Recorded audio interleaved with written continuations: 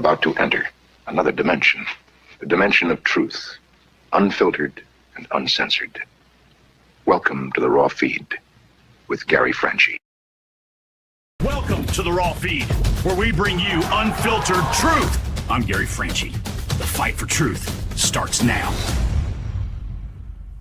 Welcome to the Raw Feed. I'm Gary Franchi, coming to you live from the heart of America. Unfiltered truth to millions on YouTube. Hit those donation links below. Every contribution powers our gear. Every contribution keeps the party going. Help me help you. Hit those donation links. YouTube channel memberships. Special acknowledgement in the fellowship. Your super chats keep me standing. Your Rumble rants fuel every round. Say hello to super chats. Spread the intel. Every repost extends our reach. Super chats fuel this spectacle. Your Rumble rants give me strength. 24/7 members-only community, behind-the-scenes discussions. Connect with fellow patriots. Share this via text message. Send it to your friends. Text bypasses everything. Just do it. The app is real. Download the Next News Network app. Android users, take the Google Play path. iPhone users, App Store awaits. Breaking news in real time.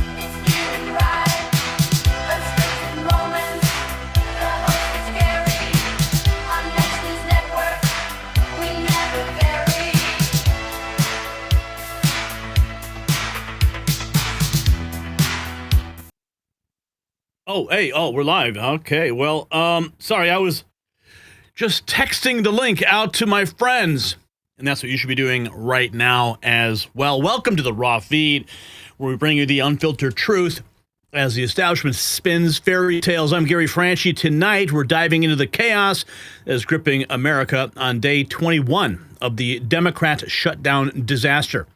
Now, October 21st has always been a day when power shifts and empires tremble. On this date in 1805, Admiral Nelson crushed the combined French and Spanish fleets at Trafalgar, ending Napoleon's dreams of invading Britain. Today, we're witnessing another historic battle, President Trump versus the deep state establishment that's holding America hostage. Just like Nelson's victory changed the course of history, what's happening right now in Washington will determine whether we remain a free republic or slide into managed decline. The parallels are stunning. A bold leader taking on entrenched powers, refusing to back down even when outnumbered. And tonight's bombshells prove the tide is turning. Speaker Mike Johnson just exposed the biggest political scandal of our time. Democrat insiders are confessing they have the votes to reopen government right now, but are too terrified to act. They're whispering about a political guillotine waiting for anyone who dares defy Chuck Schumer. Think about that. Over 1 million federal workers, including our troops and TSA agents, are going without paychecks because Democrats fear their own leadership more than they fear betraying America. Meanwhile, the streets are about to explode. Social media is flooded with videos of EBT recipients making direct threats. One woman promised to steal like there ain't no tomorrow and warned that anyone who follows her into the parking lot won't make it home. Another called grocery stores future war zones. Store owners are scrambling for armed security. Law enforcement's preparing for mass looting. This is what happens when politicians create a dependent class. They've bred entitlement so toxic it threatens to burn down civilization itself. But President Trump isn't waiting for permission to restore order. The Ninth Circuit, the most liberal court in America, just confirmed his constitutional authority to deploy the National Guard.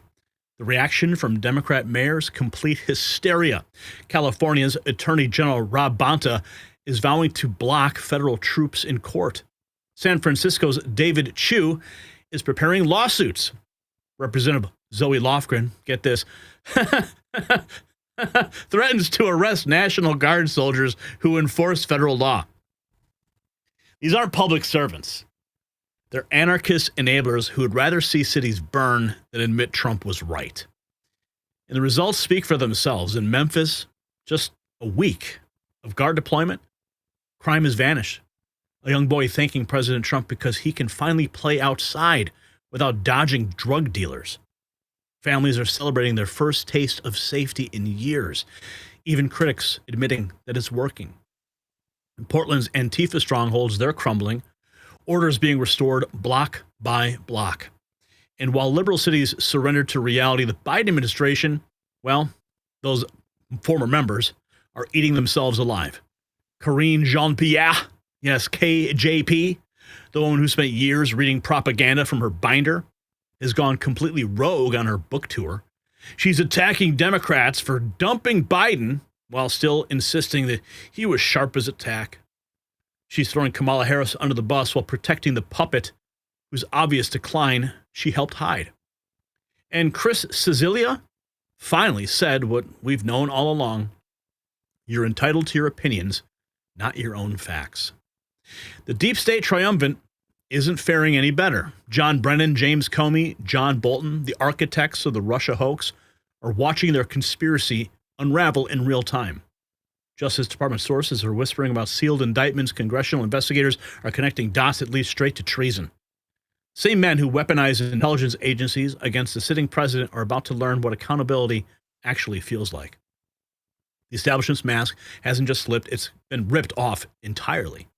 Democrats admitting they're hostages to their own leadership, EBT recipients threatening violence, liberal mayors defying federal law, and Biden's press secretary exposing the cover-up, and the deep state's dirtiest players are running scared.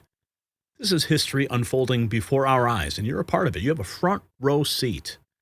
The deep state's worst nightmare is our American restoration. So let's dive into the evidence and welcome you to the show.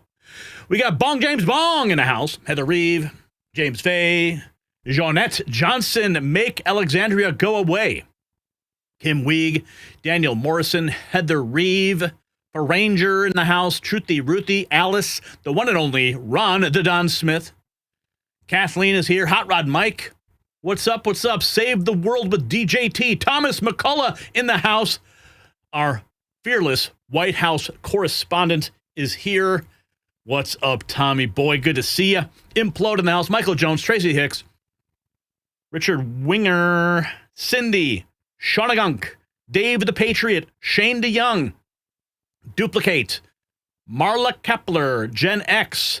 The gang is filing in. It's so great to see you guys. This is your moment to shine. Good morning from Cambodia. What's up, Apav? John Gardner, break out. The gallows. After, of course, a court of law. Alice Cersei, implode. Kirk Kane, Dennis Bradley. Sound off. Come on, guys. The dead shall be raised. Amen. What's up, Kentucky? Bill's Rules, Irish Clover, feeling lucky today. Heather Reeve, Pothead Kenny, Thomas Duff, Michael Fiacco, Chris Orr, Bernier, pardon me. Hi, Gary. Thank you. James Fay, Diana in the house. Cynthia Williamson, Thomas McCullough, back. Kenny! Mary Crabtree, E.T., phone home, finally here. Oakwood, Michael Alfaro in the house. What's up, Michael? Michael is here. Michael is the man. He is, man, that guy is just doing wild things. And every time my phone rings when Michael's on the, and then I see Michael call, I'm like, oh boy, what ride am I about to go on now? It's always a good ride, though. I'll tell you that. Dave the Patriot's here. Oakwood in the house. Big fan. Love the hat. Keith Morgan. Jeannie Paul is here. Tom giving a shout out to Alfaro. What up, boy? Boise Bronco Adventures. Lori Gregory. Lori Godfrey. Hermie Elf. Elk Bayou 1 over on X. Great to see you. Make sure if you're watching on X, hit that repost button.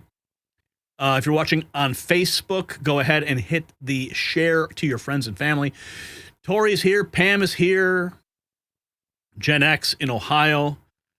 Mrs. Pothead Kenny. Everybody's here. It's great to see. Now, we do have some news to cover. So, Donald Trump, calling for that clean bill as the deep state panics over the government shutdown collapse. Yes, it is. It's day 21. We're going to get into it right now.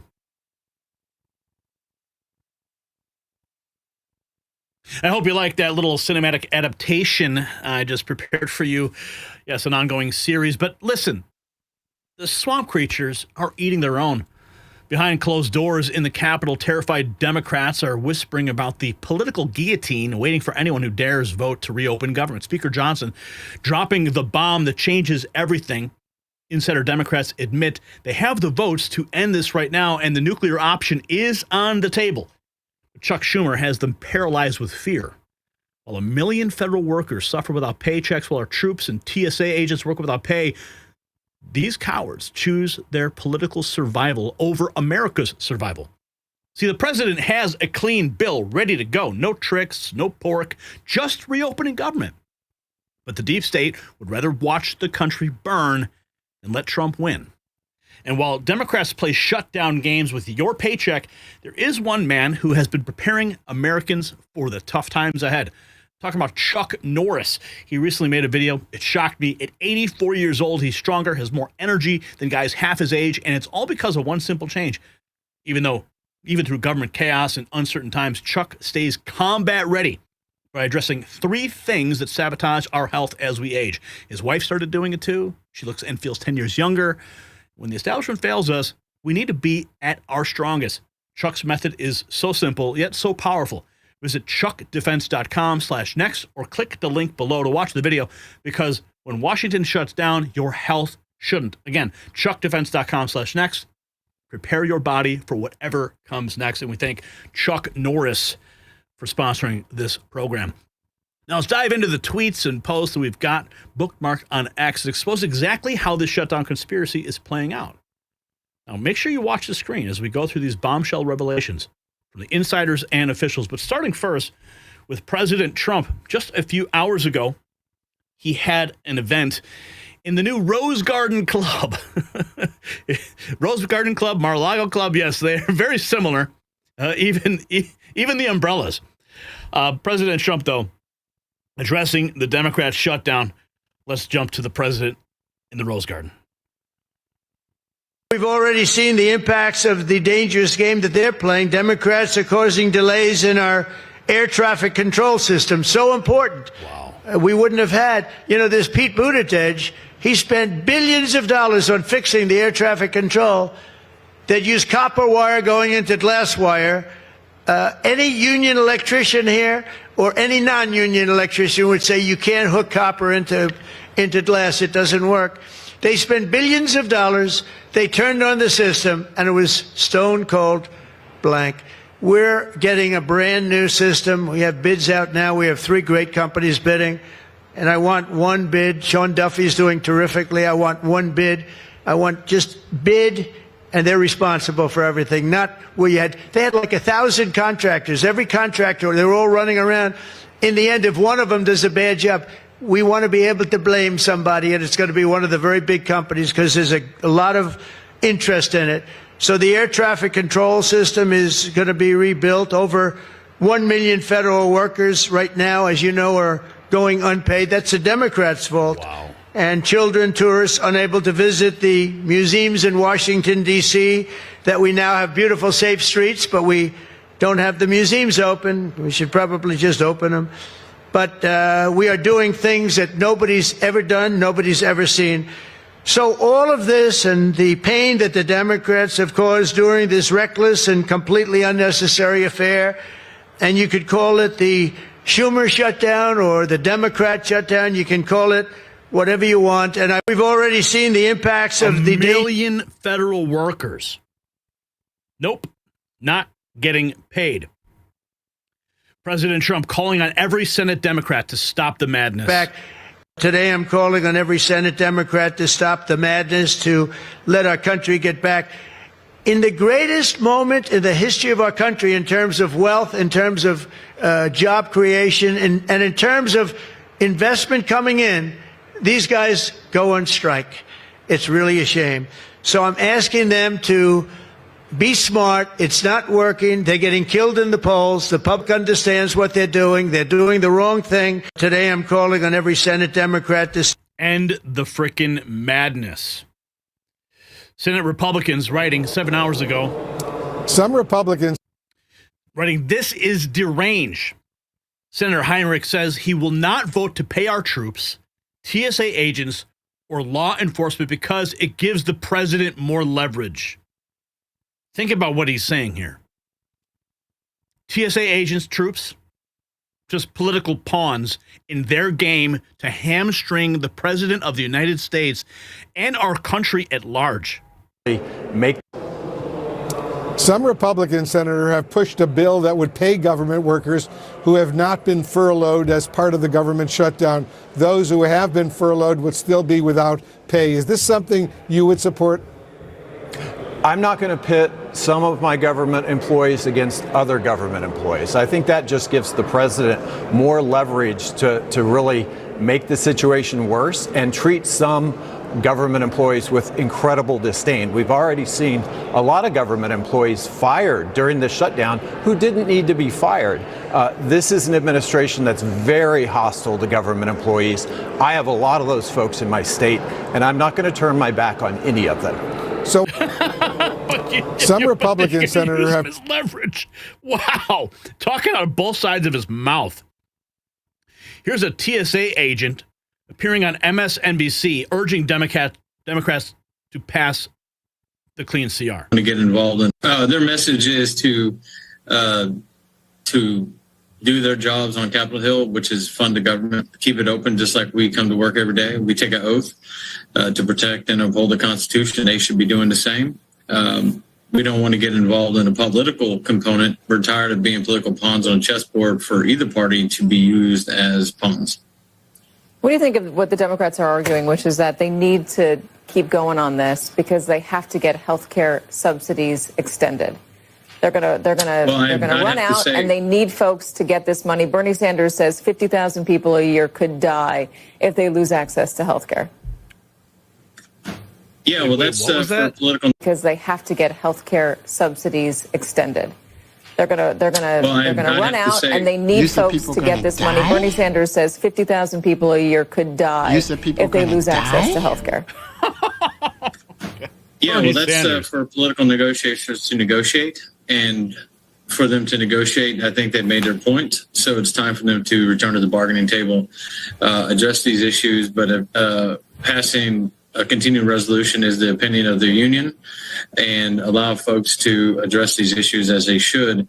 This partisanship doesn't work out well for the frontline federal workforce across the country. Johnny Jones, really good to have you. Thank you for joining us today, and I'm sorry you're... Yep, those are real people and real lives being affected. Here's Senator John Barrasso talking about the government at the Rose Garden Club. 21 days. The Republicans here are united, and we're united in standing strong with President Trump. This government has been closed now for 21 days, and the Democrats have had a chance to reopen it 11 times, and each time they voted no. No to reopen the government, no to pay the troops, no to pay the Border Patrol, TSA agents, people who do flight control, all of those things critical for our nation. The Democrats continued to vote no. And why is that? It's because they're afraid, as what one Democrat Senate staffer said, they're afraid of facing the guillotine of the radical left. And who are the radical left? They are the people who would prefer to use taxpayer dollars to pay for health care for illegal immigrants than to pay for the men and women who keep us safe. The Democrats are holding this country hostage. It's time for it to end. It's time to reopen the government for all of the people of the United States. Reopen. See, they're too afraid. They're afraid of the radical left going in to devour them if they cross them. Here we have us, Leader John Thune. Republicans had a great opportunity to meet with the president and talk about something that unifies all Republicans. Senate Republicans, House Republicans, and the President of the United States are all in favor of reopening the federal government.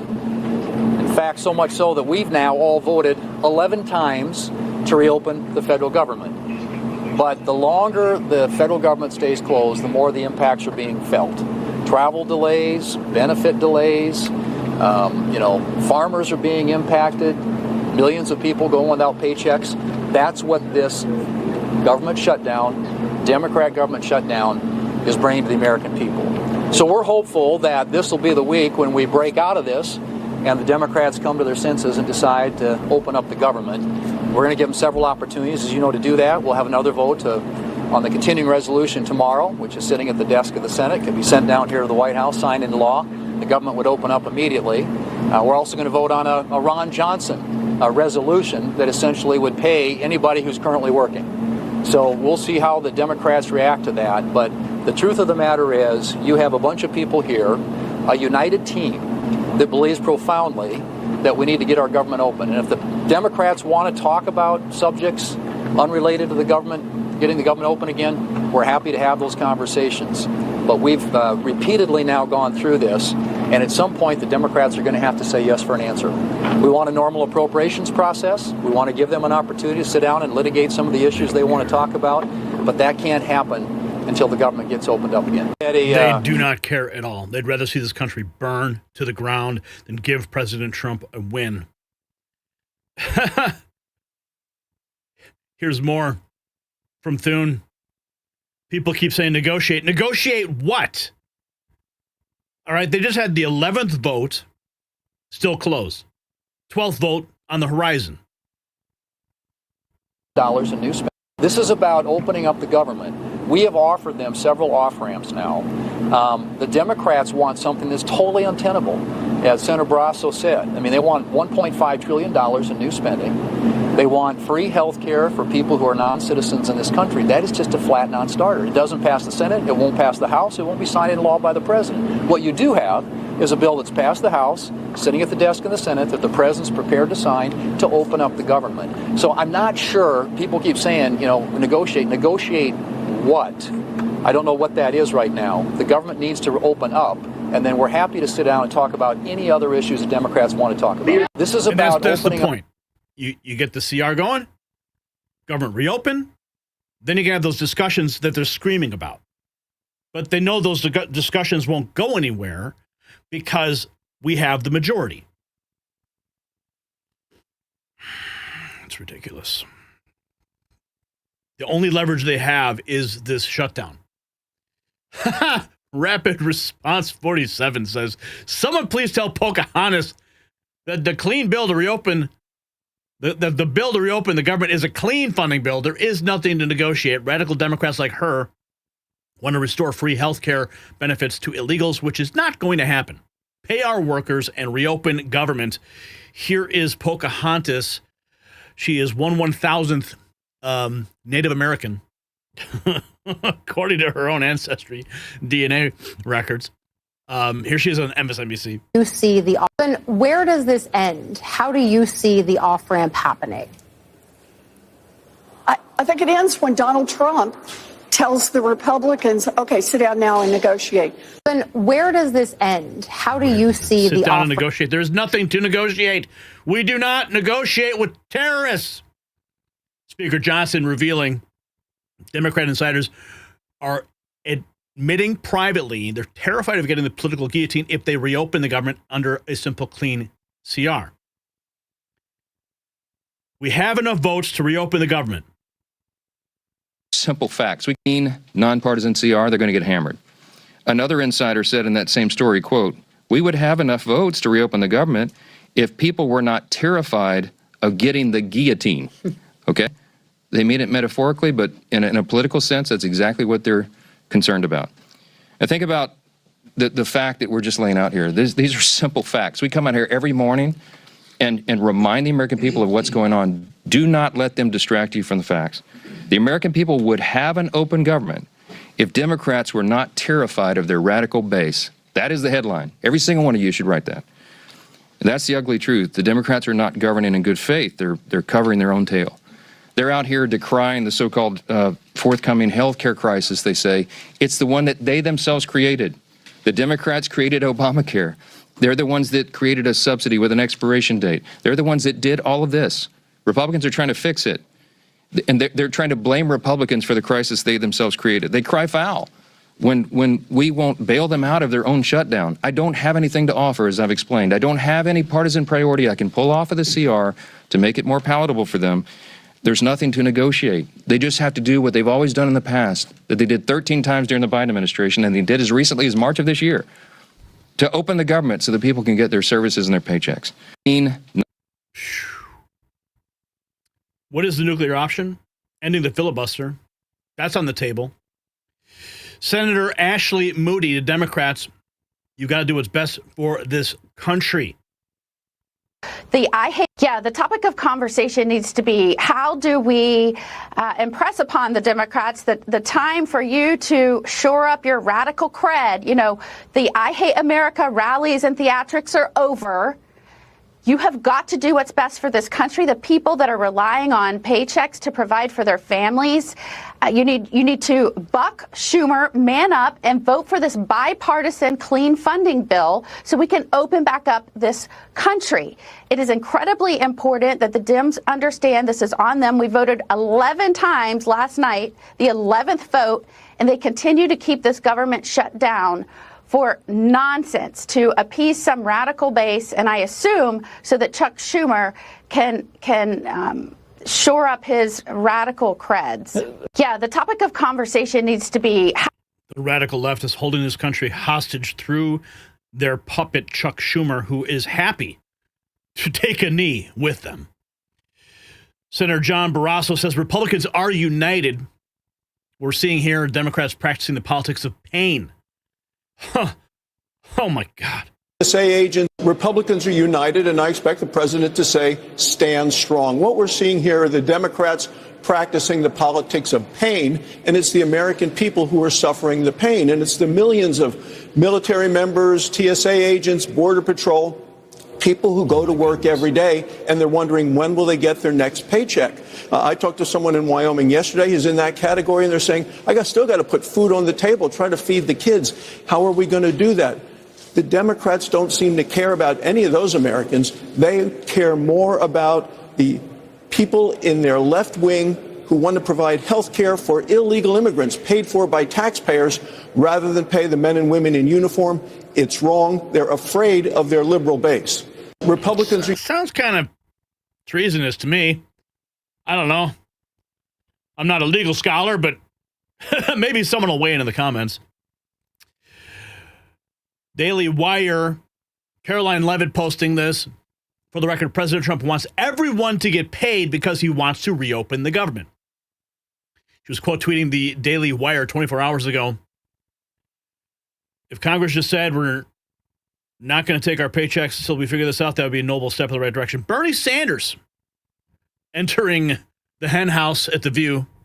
For the politicians, it's easier for the politicians in D.C. to go away from each other and say, we will win this way, while people are losing their paychecks. If Congress just said, we're not going to take our paychecks till we figure this out, that would be a noble step in the right direction, I would say. That's not everybody can afford to do. You got some young people there with kids there. Either can the people that aren't getting paid, though, I think and that's there's a holdout. I think that's a fair point. It's easier for the politicians. Bernie, he just got burned. Sue knows best, writes, why the hell haven't governors of these states been arrested for fraud? Governors like Gavin Newsom are billing taxpayers when illegals access normal services at hospitals. The catch, he's defrauding you and me, the taxpayer, by billing those services as emergency services so he can get federal taxpayer dollars. He's allowing illegals to use the emergency room like a walk-in clinic. That's fraud, and he should be held accountable. Oh, really? Well, raise our...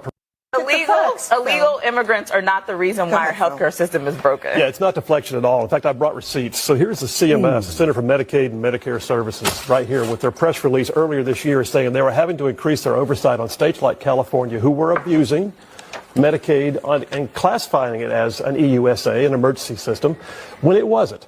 You've got the average state spends 5% of its Medicaid roughly on emergency services. California, 35 to 40%. Why would that be? Because California passed a state law that says we will fund Medicaid for illegals, and then, oh, by the way, we'll raise our provider taxes, and then, oh, by the way, we'll use that as a match to draw down federal funds. And they're using this whole cavitation process. An accounting trick to put it on the taxpayer. Money is fungible, and California's loophole is abusing it. Listen, and we... All right, back from CNN. Ooh, that was a lively one. And they hate it when you bring receipts. But let's talk about that Medicaid thing for a minute, because what you have right now is a thing called the California loophole. Liberals hate it when you bring receipts, but the California loophole is real. And the reason why the left wants to get this whole spending package revised right now is because they want to be able to fund Medicaid for illegals like California is doing. The Center for Medicaid and Medicare Services earlier this year said they were having to increase their oversight. Why? Because California, New York, other states like that were abusing the Medicaid process by turning their emergency rooms into free clinics and then classifying everything as an emergency service and submitting it for federal matching dollars. Not supposed to work that way. Life-giving, life-saving treatment, yes, that's the Hippocratic Oath. Treating somebody for the common cold and giving them basic medical care and calling it emergencies because they walked into an emergency room and then billing the U.S. taxpayer dollars, that's called fraud. It needs to stop. And that's exactly what Republicans are trying to do. It's pretty simple. Yes. That is absolutely insane. Who knew? But of course, it's California. And, they need to turn those people into voters. That's exactly how they'll do it. Curtis Houck writing CBS's Tony Dokupul cooks Bernie Sanders over the government shutdown when Sanders doubles down and insists Republicans are murdering 50,000 people a year. You said people are gonna die? That's what they're saying, Jar Jar. That's what they're saying. Let's listen. Big to reopen the government first. He can't guarantee the outcome, but you'll get the vote. Why isn't that no good? Well, I'll tell you why it's no good. Right now, as I think everybody knows, our current healthcare system is broken. It's dysfunctional. We spend twice as much per person as the people of any other country, 85 million uninsured. We don't have enough doctors, nurses, dentists, et cetera. It's a broken system. What Trump did in his big, beautiful bill is to throw 15 million low-income and working-class people off the health care they currently have by massive cuts in Medicaid and the Affordable Care Act. You know what studies show, guys? Let's talk about this. Studies show that when you throw 15 million low-income and working-class people off health care, 50,000 people a year will die unnecessarily. They don't have the money to go to a doctor. They have a chronic illness. They will die. And then on top of that, all over the country, in my state of Vermont, all over the country, people right now are receiving notices from their insurance companies. Their premiums are going to go up by 20%, by double. So open the government and vote on it. Make the case. Really? No. And let 50,000 people die if Trump vetoes the legislation, if the House doesn't deal with the legislation. You know what's going on right now in the House? The Speaker of the House, Mr. Johnson, has given his people a 5-week vacation. They're not even in Washington, D.C. Before I vote on a bill that will right now allow 50,000 people to die unnecessarily, I want it absolutely clear that that will not happen, period. But meantime, you could have the president is saying that the shutdown's a chance for Republicans to cut programs left and right that they don't like, that you like. So how long are you willing to let this ride for losses? Look, I cannot allow, in good conscience, 50,000 people a year to die unnecessarily, and in my state and all over this country. Health premiums, you think you're paying enough out there right now? Look at doubling premiums for 20 million people, sometimes tripling, quadrupling. So you don't how think do we you can get win a out vote? of this with both sides blaming the other? Still, nobody's talking. Yeah, they're just pointing the finger. I think that's what's so frustrating to the people. That is the greatest soundbite ever. I'm getting so much mileage out of it. Anyway, speaking of the greatest soundbite ever, this just in. President Trump says Chuck Schumer mentally gone. He's gonzo. Chuck Schumer, but he would be, I would say he would be the leader of the party. It's not Schumer. Schumer's shot. He's shot. This poor guy, I feel sorry for him. I known him for a long time, but he's I think he's mentally gone. He's been beat up by young, radical lunatics. And I think Chuck Schumer he's gonzo. I really do. I think he's probably not going to run. It shows that he's losing in every poll. Now, this is hard. You know, he wants to meet with me. It's sort of hard to meet with a guy after I make a statement like that, but I'm just giving you the facts. I think Chuck is probably finished. Oh, wait. What if you offer him a free sombrero? You think he'll show up? Maybe some nachos, some salsa, some chips, some queso dip? Bring the sombreros, President Trump. I know some people, Democrats, that would be good. Some good politicians and some, reasonable people. But I understand that they would not have a chance of, getting even the concept of holding the torch. They're not going to get it. But they have some people that I really believe they're low IQ people. They're stupid people. And they seem to be leading the party. But he would be, I would say he would be the leader of the party. It's not Schumer. Schumer's shot. He's shot. This poor guy, I feel sorry for him. I known him for a long time, but he's I think he's mentally gone. He's been beat up by young, radical lunatics. Let's keep that. And I think Chuck Schumer he's gonzo. He's gonzo. Yeah. Say goodbye, Chuck Schumer. He's already taken a knee right alongside AOC. Caroline Leavitt, she just wants to keep government open. She's right. Now, Democrats want to undo policy. What's this? Let's see. Wanted to negotiate. If there is this one provision in the Democratic proposal that the White House disagrees with, what's to stop you from negotiating over other provisions where there may be some common ground? We haven't wanted to negotiate. We just want to keep the government open. That's been the Republican and the Trump White House position since the very beginning. We wanted to pass a clean continuing resolution, we still do, to keep the government open. And then we can negotiate on all of these policy matters. It's the Democrats who injected partisan politics into keeping the government and the business of the American people open. But Republicans do this when they're in the minority, too. They see an opportunity to gain some leverage and have a negotiation. Why is it okay if Republicans do it, but not when Democrats do it? Democrats have voted for the clean continuing resolution that Republicans introduced 13 times in the past. 13 times. They voted for it as recently as March. And now all of a sudden they are shutting the government down and they are holding our country hostage over a partisan political matter that the vast majority of the country disagrees with. And they know it's so unpopular that they're now running away from it. I saw some senators on television this morning saying, we don't want to give health care benefits to illegal aliens. Yes, you do. Roll the tape. You can see time and time again, Democrats have supported that. They've voted for it, and they did it under Joe Biden. And we stopped it. The president stopped it with the passage of the One Big Beautiful Bill. And now they want to undo the president's very popular policy to ensure that taxpayer-funded health care benefits only go to tax-paying, law-abiding American citizens. If Seems reasonable, doesn't it? Just Americans get those benefits? Here's an ABC host talking with Hakeem Jeffries, otherwise known as Timu Obama.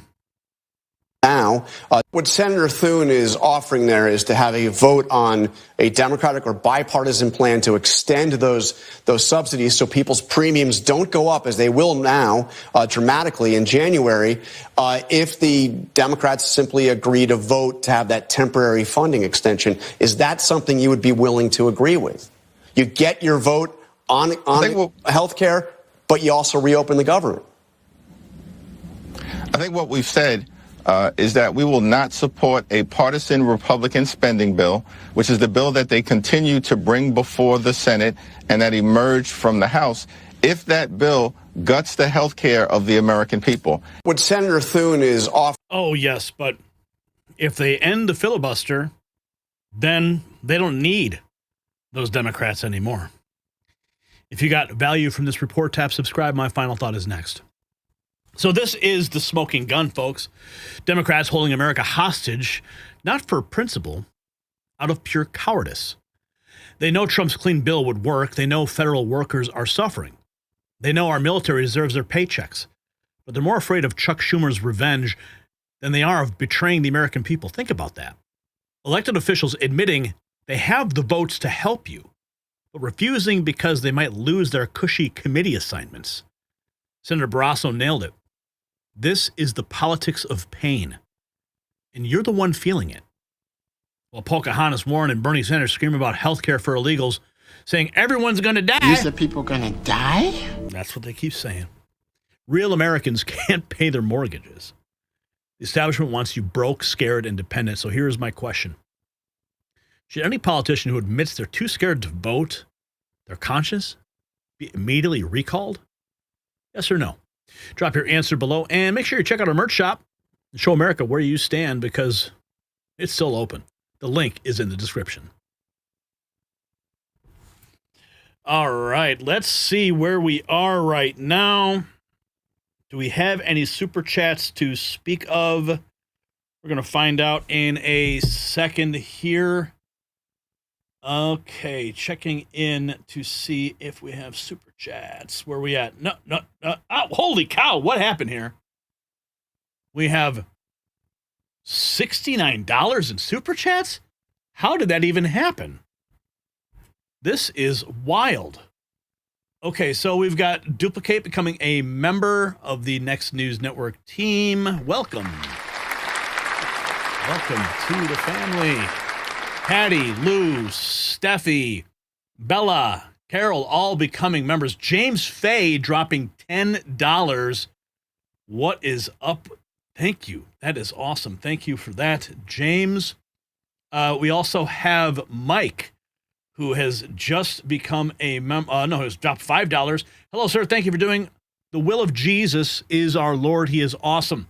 Amen. Jesus is Lord. Jesus is King. King of Kings and Lord of Lords. We got Flying Eagle dropping $10. Trump rocks, baby. Yes, he does. $10 there. Donna Bravo dropping $2. A thumbs up hands gesture with the words top. Thank you, Donna. We appreciate that. $2.99. Dave the Patriot, keep the government shut down, open as needed. Yeah, they pretty much do more damage when they're open anyway. We got Mike, who has just dropped $5. Jesus is our Lord and Savior. Stand for us. Thank you, Mike. And then Truthy Ruthie has become a member. Thank you. Welcome to the family. And you get the applause line there.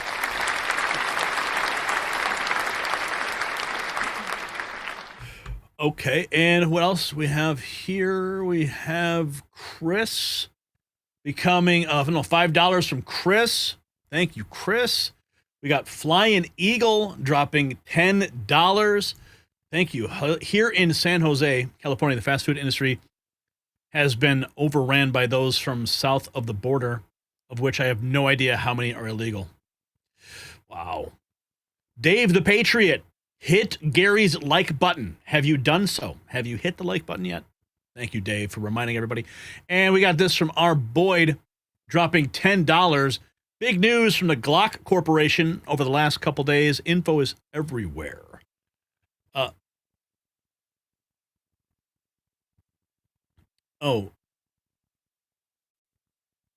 Okay, so Glock is modified, released a new gun that can't be modified or something like that. Thank you, Brian, for that. I'll have to look into that. Thank you, R. Boyd, for the tip. And Phyllis says, God bless. Thank you, Phyllis, for that. Okay, Brian, I'm still trying to get this camera to connect, but it does not want to connect to the network for some reason. I just rebooted it, and it's just not connecting. Even when I try to connect it with the app, it still is refusing to connect. I'm not sure if it's related to software update or something like that. Because when I click it, I click onto the camera, and camera's in use. Please retry. Okay, well, okay, here. Now the camera's open, but there's nothing. It's just a detected the latest camera firmware. Download and install. Oh, well, maybe that's what I need to do. Let's just love it. Oh, by the way, you can't use your computer because you need to do an update. But I need to get my work done. Oh, by the way, your camera's not going to work today because you need to do an update. Well, anyway, we got the news. Let's jump into the next topic. Okay, let's find out where we have John Bolton, Marsha Blackburn, 8 senators. Let's see. Devin Nunes has been vindicated. Oh, prosecutors go after Comey's attorney. Yes, yes, yes. Judge in Comey case. Where is? Do we have a news hit? Do we have a news hit on that? Okay, just checking to make sure we have all that. All right. Thank you for your patience.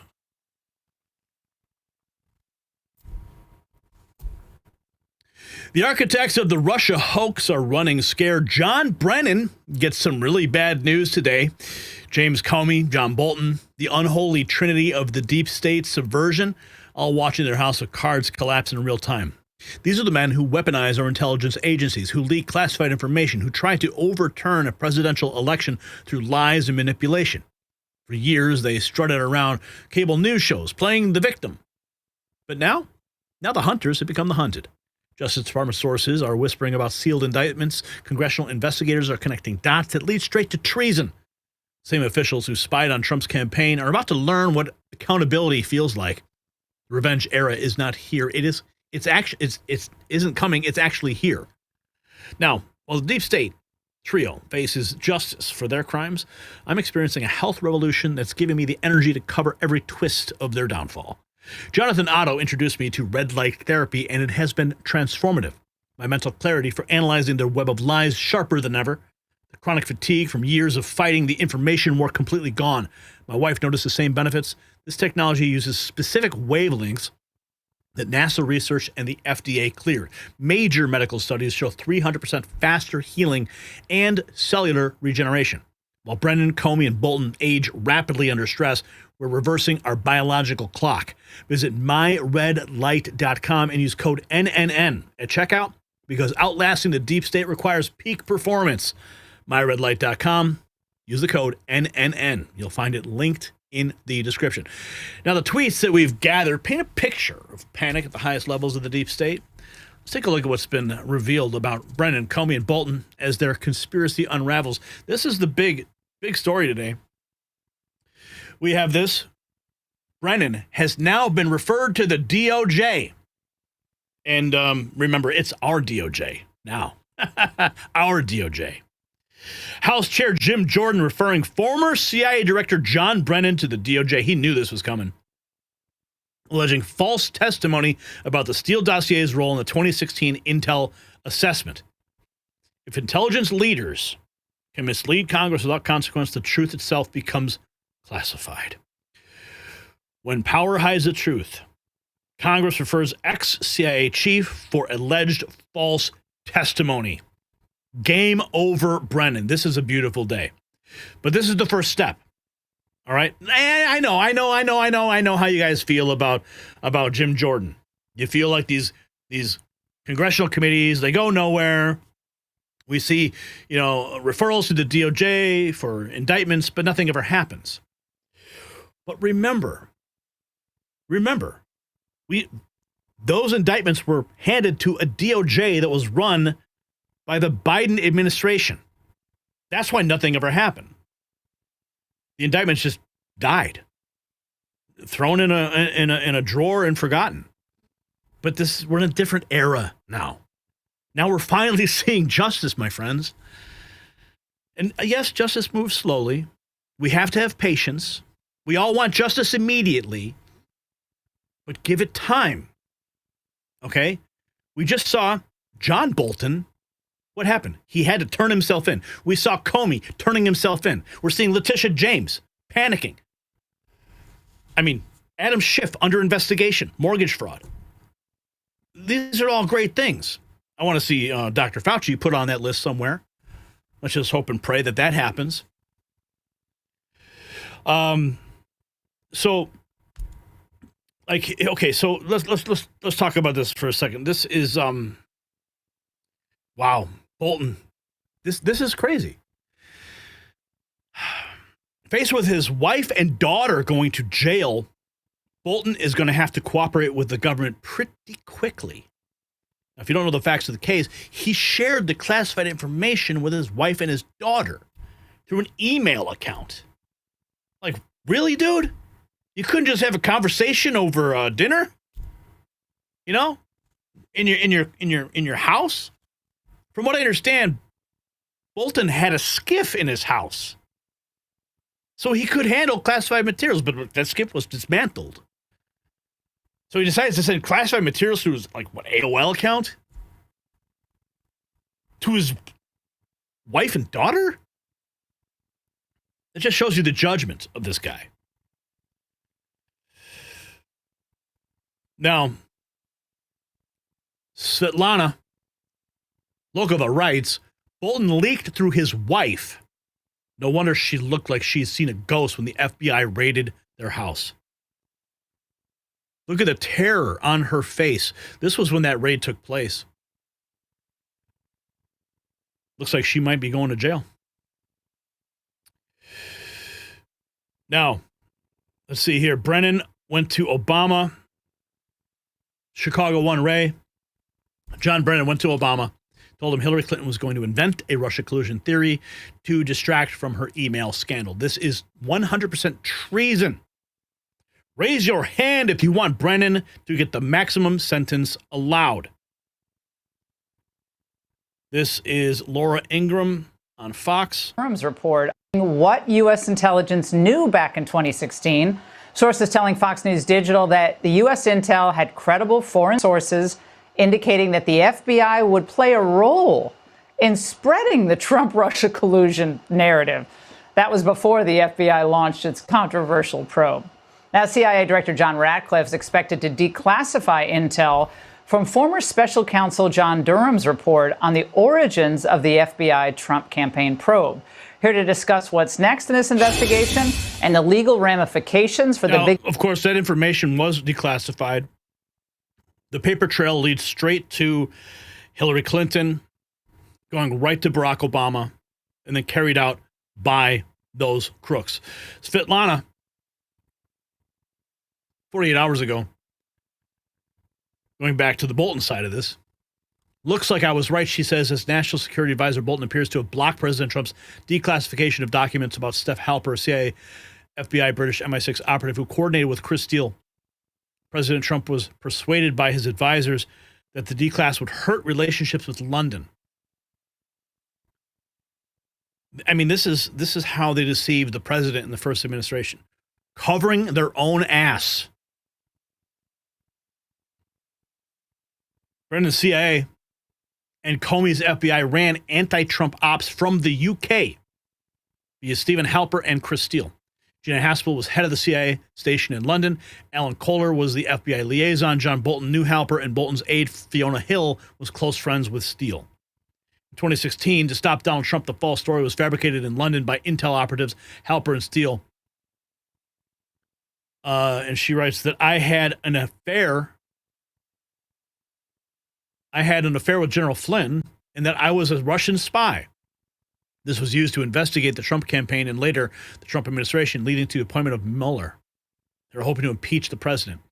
Trump tried to declassify the documents in 2018, but Bolton, Haspel, and Wray and Rosenstein stopped the declassification, claiming it would hurt relationships with top ally Britain and endanger national security. In fact, the declassification would have endangered the deep state. Ha! See, I told you. They were protecting their own ass.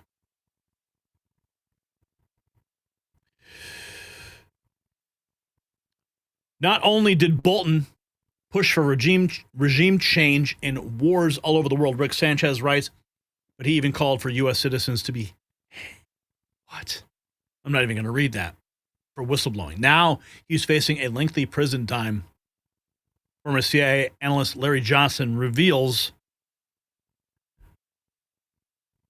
insider information exposing a bloodthirsty warmonger.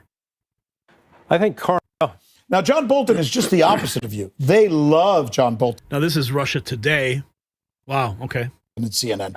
They can't get enough of John Bolton. They have John Bolton on 3 or 4 times a day sometimes because John Bolton gives them exactly what they want to hear. Mm-hmm. What do you make of the fact that John Bolton is now possibly facing a prison sentence? And from what I have been able to decipher, based on the information that I've read from media reports, nothing inside, I think he's guilty as hell. I think karma... Guilty as hell. The hammer of justice is coming down. Now we have, I'm trying to find the next piece of this puzzle here. Senator Marsha Blackburn exposing how the Biden DOJ secretly subpoenaed lawmakers' phone records, sparking new calls to investigate Jack Smith. Now, if you recall, Jack Smith was spying on sitting members of Congress on their phone records. And now they're saying that Jack Smith, he needs to lose his law license. Probably, I would go a step further, though. And demand the Biden DOJ would never give us any specifics about that. Now, what we did find out was that they spied on us after January 4th to January 7th of 2021. The way they did that, in May of 23, they sent a letter to our wireless carriers and demanded, they had a subpoena and demanded our phone records. Everybody we talked to, where we were physically located, when we either made or received a call, and every call and every number that came into us or went out from our phone during that period of time. Now, we also are looking at September. It appears that there's the May date and there's also a September date. In addition to this, I have sent a letter to the D.C. bar regarding Jack Smith and his conduct and calling for a review by the D.C. bar, filed a complaint with them. The Biden DOJ would never give us any. I want to pull up the letter that Jordan, here it is, Jim Jordan. This is the big story. John Brennan lied to Congress. Today, we referred him to the Department of Justice for criminal prosecution. Here is the official letter. We write to refer significant evidence that former director of the Central Intelligence Agency, John Brennan, knowingly made false statements during his transcribed interview before a committee of the judiciary on May 11th, 2023. While testifying, Brennan made numerous willfully and intentionally false statements of material fact, contradicted by the record established by the House Permanent Select Committee on Intelligence and the CIA. Under U.S. Code 18-1001, A witness commits a crime if he knowingly and willfully makes any materially false statement or representation with respect to any investigation or review conducted pursuant to the authority of any committee of the Congress, and Congress cannot perform its oversight function if witnesses who appear before its committee do not provide truthful testimony. Making false statements before Congress is a crime that undermines the integrity of the committee's constitutional duty to conduct oversight. How many times did we see Brennan just lie? And then with his security clearance goes on MSNBC. Look who's sitting behind John Brennan as he lies under oath in this video. Used as a bait. Do you know if the Bureau ever relied on the Steele dossier as part of any court filings, applications, petitions, pleadings? I have no awareness. Did the CIA rely on it? No. Why not? Because we didn't. It wasn't part of the corpus of intelligence information that we had. It was not in any way used as a basis for the intelligence community assessment that was done. It was not. Do you know if the Bureau ever relied on? Oh, yeah. Did they rely? I don't recall. I don't remember. Here it is. 7 hours ago, they write, the seditious conspirator John Brennan has been officially referred to the Department of Justice for criminal investigation. Let's see this moment. So, Director Brennan, do you know who commissioned the Steele dossier? I don't. Do you know if the FBI paid for any portion of the Steele dossier? I don't know. God, I know that there gorgeous. are press reports related to that, but I don't know. I have no firsthand knowledge of that. Do you know whether any of the underlying allegations made in the Steele dossier were ever tested, probed, examined, cross-examined, whether the sources were examined for reliability, credibility? I know that there were efforts made by the Bureau to try to understand whether or not any of the information in that was valid, but I don't have any firsthand knowledge of it. Do you know if the Bureau ever relied on the Steele dossier as part of any court filings, applications, petitions, pleadings? I have no awareness. No awareness. You see, just hearing that word again, the Steele dossier,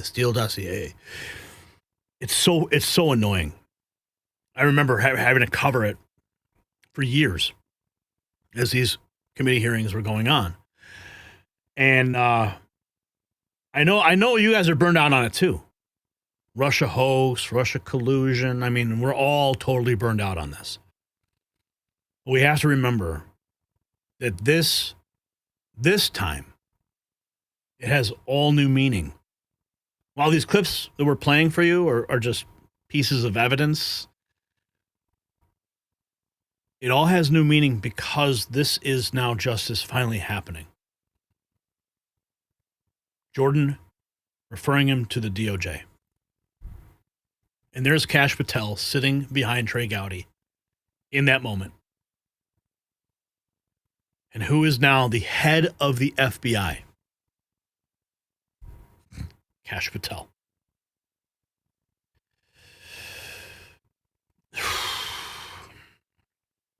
Jim Jordan also exposing alleged misconduct by Jack Smith. When prosecutors turn political, justice collapses. Equal justice under the law must be restored. Accountability is the only cure for corruption. This is the Mel K Show. The lawfare crew is in full panic, and that is a good thing, not just for America, but frankly for the world, because their fingerprints have touched everywhere, particularly the king of lawfare, Norm Eisen. Well, yesterday, Jim Jordan has called Jack Smith to testify before the House Judiciary Committee.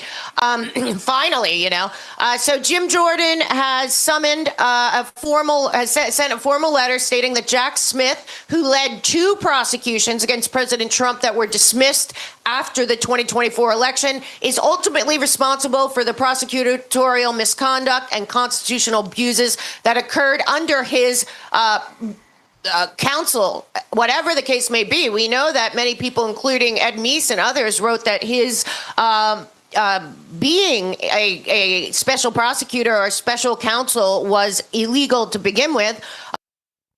Okay, I want to get to the Comey thing. Jack Smith is just part of the puzzle.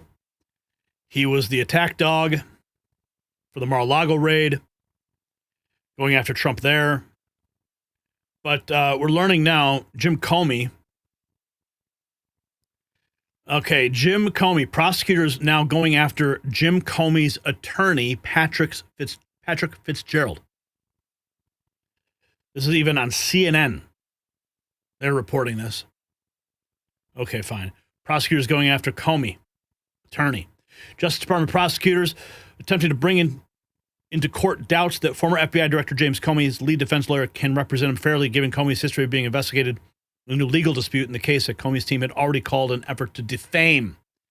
Prosecutors suggested late Sunday that Patrick Fitzgerald could have potential conflict and a disqualification issue in the case because Comey may have used the attorney to disseminate classified material in 2017. Oh my goodness. An allegation Comey's attorneys called provably false. Wow. So they're alleging that Comey used Fitzgerald as a conduit, and therefore he should be disqualified from representing him. In a filing over evidence, prosecutors say that quarantined evidence in the case contains communication between Comey and Fitzgerald. Based on publicly disclosed information, the defendant used current lead defense counsel to improperly disclose classified information. That was written in Monday's filing. Fitzgerald, citing a report from the Justice Department's Inspector General who investigated the allegations, previously noted that the, quote, report found no evidence that Comey or his attorneys released any of the classified information contained in any of the memos to the media.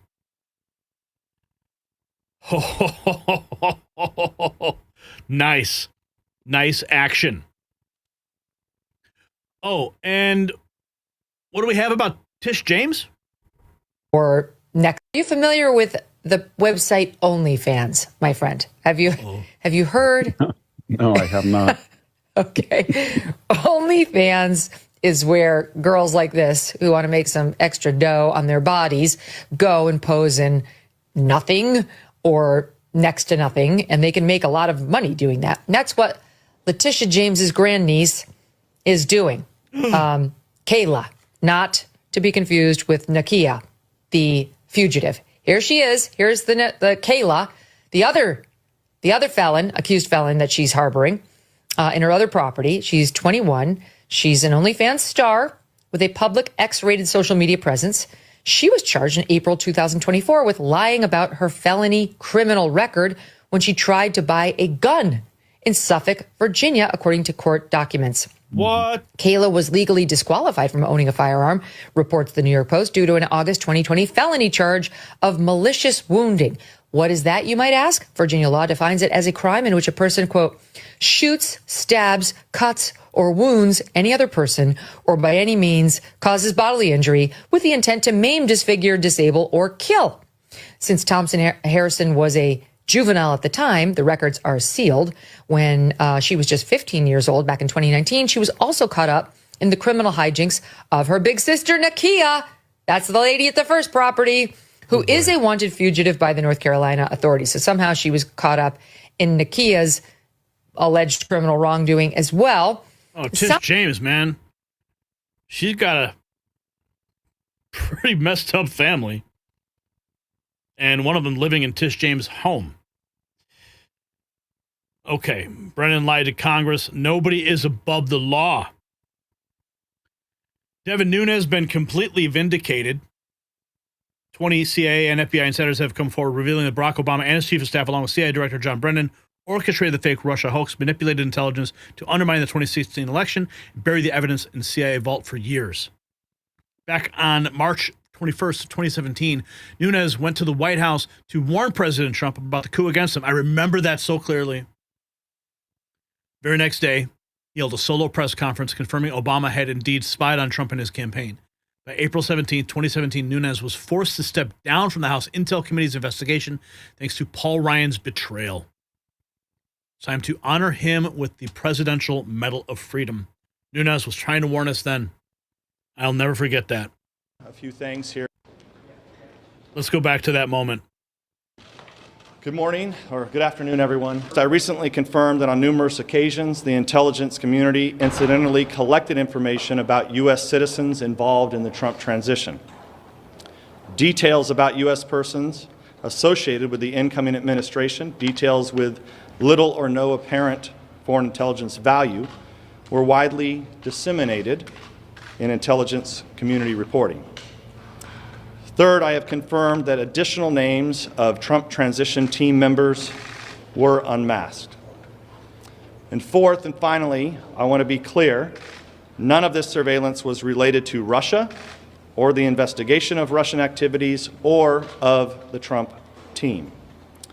The House Intelligence Committee will thoroughly investigate surveillance and its subsequent dissemination to determine a few things here that I want to read off.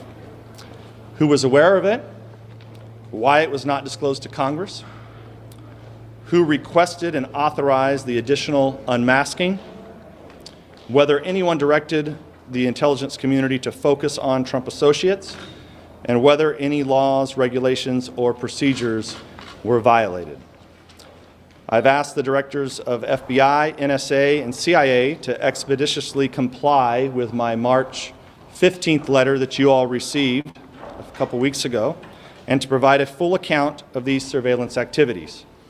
I informed Speaker Ryan this morning of this new information, and I will be going to the White House this afternoon to share what I know with the President and his team.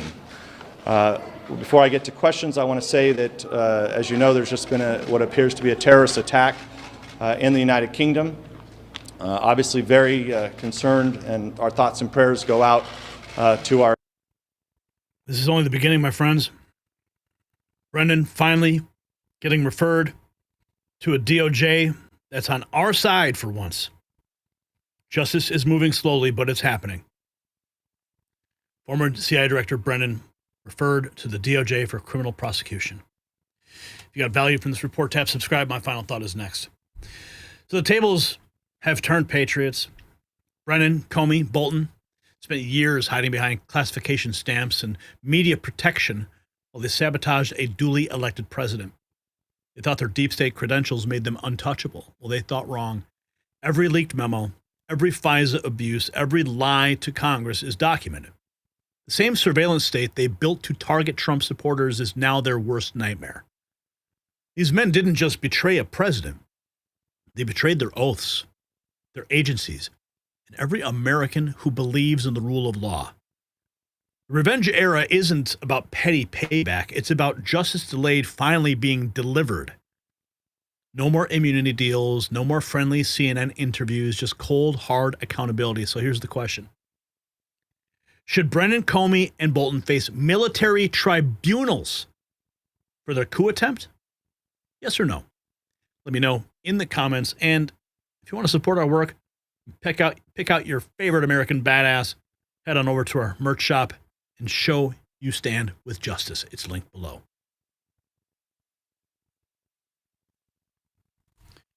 All right. Dave the Patriot coming in hot with $2. Remember when Obama lost $3 trillion? Sheesh. Wow, we are at $85.98. You guys are awesome today. You know the goal is 100. We are just, what, $15? $14 shy of that? Who will put us over the top today? Who will get the gold star? Okay, we're going to go, what's happening with this EBT stuff is crazy. Absolutely crazy. Wait till you find out what people are saying. I'll save the commentary for the segment, but right. Oh my goodness. Let's see where we're at on the wow, okay. It's great to see all you guys here today. Really appreciate you stopping by to say hello to me and everyone in the chat room. Sound off where you're watching from, what device. Let everyone know that you're here and you're watching. Good to see you, Kevin and Alice, all you guys. Sandra, Dennis, Patricia, not a liberal. All right.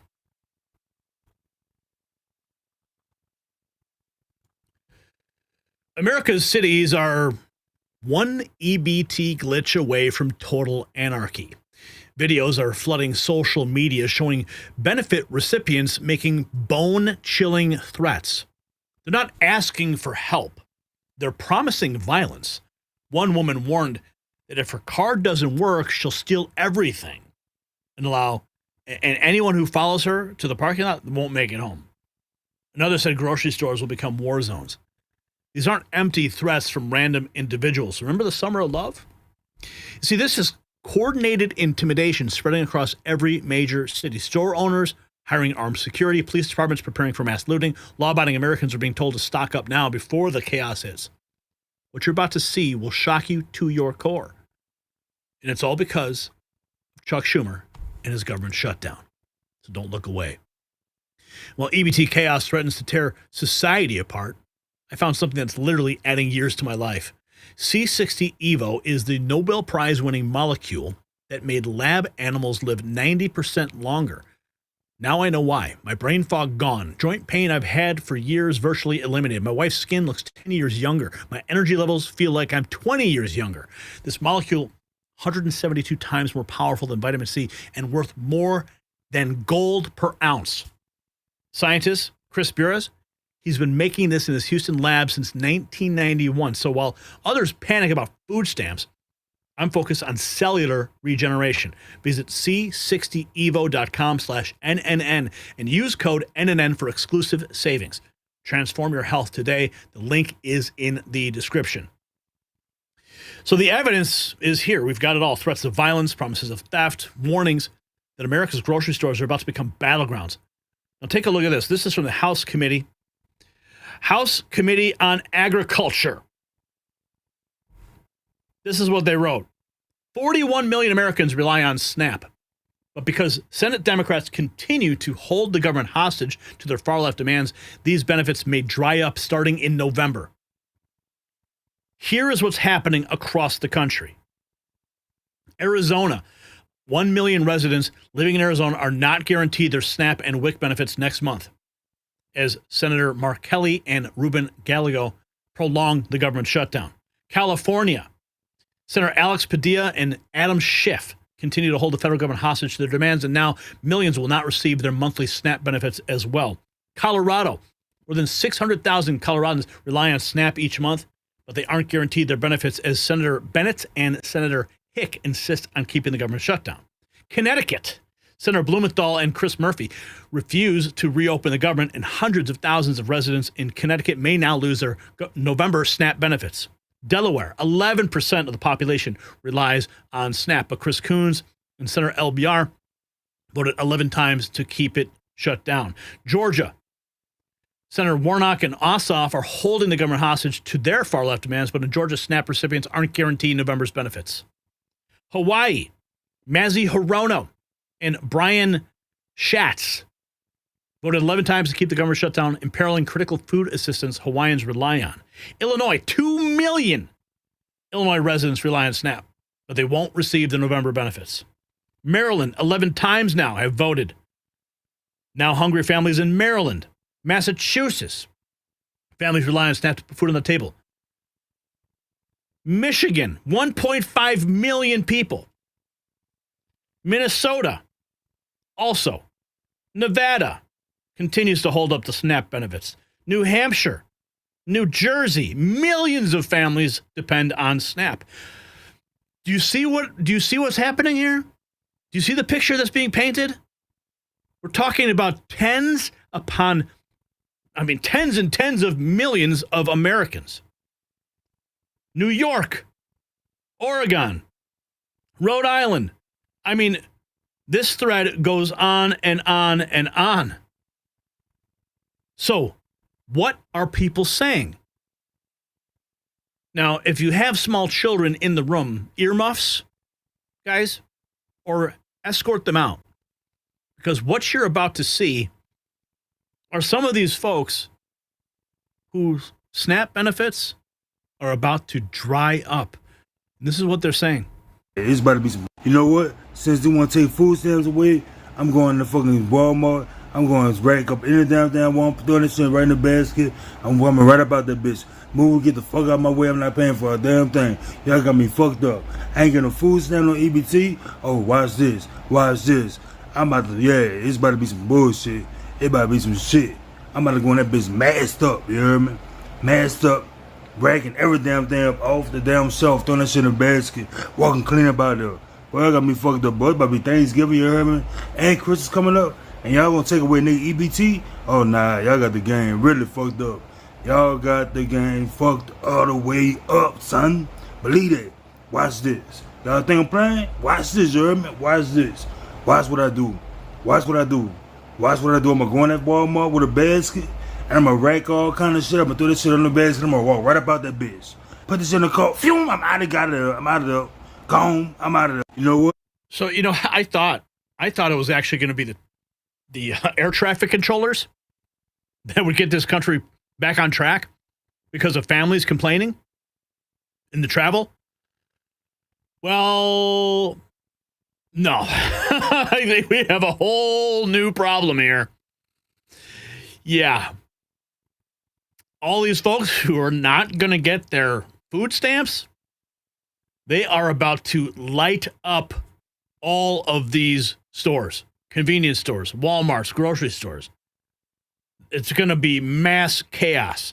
It's probably going to make the Summer of Love look like Mr. Rogers' Neighborhood. Here's another EBT recipient openly admitting if he doesn't get food stamps in November, he plans to shoplift.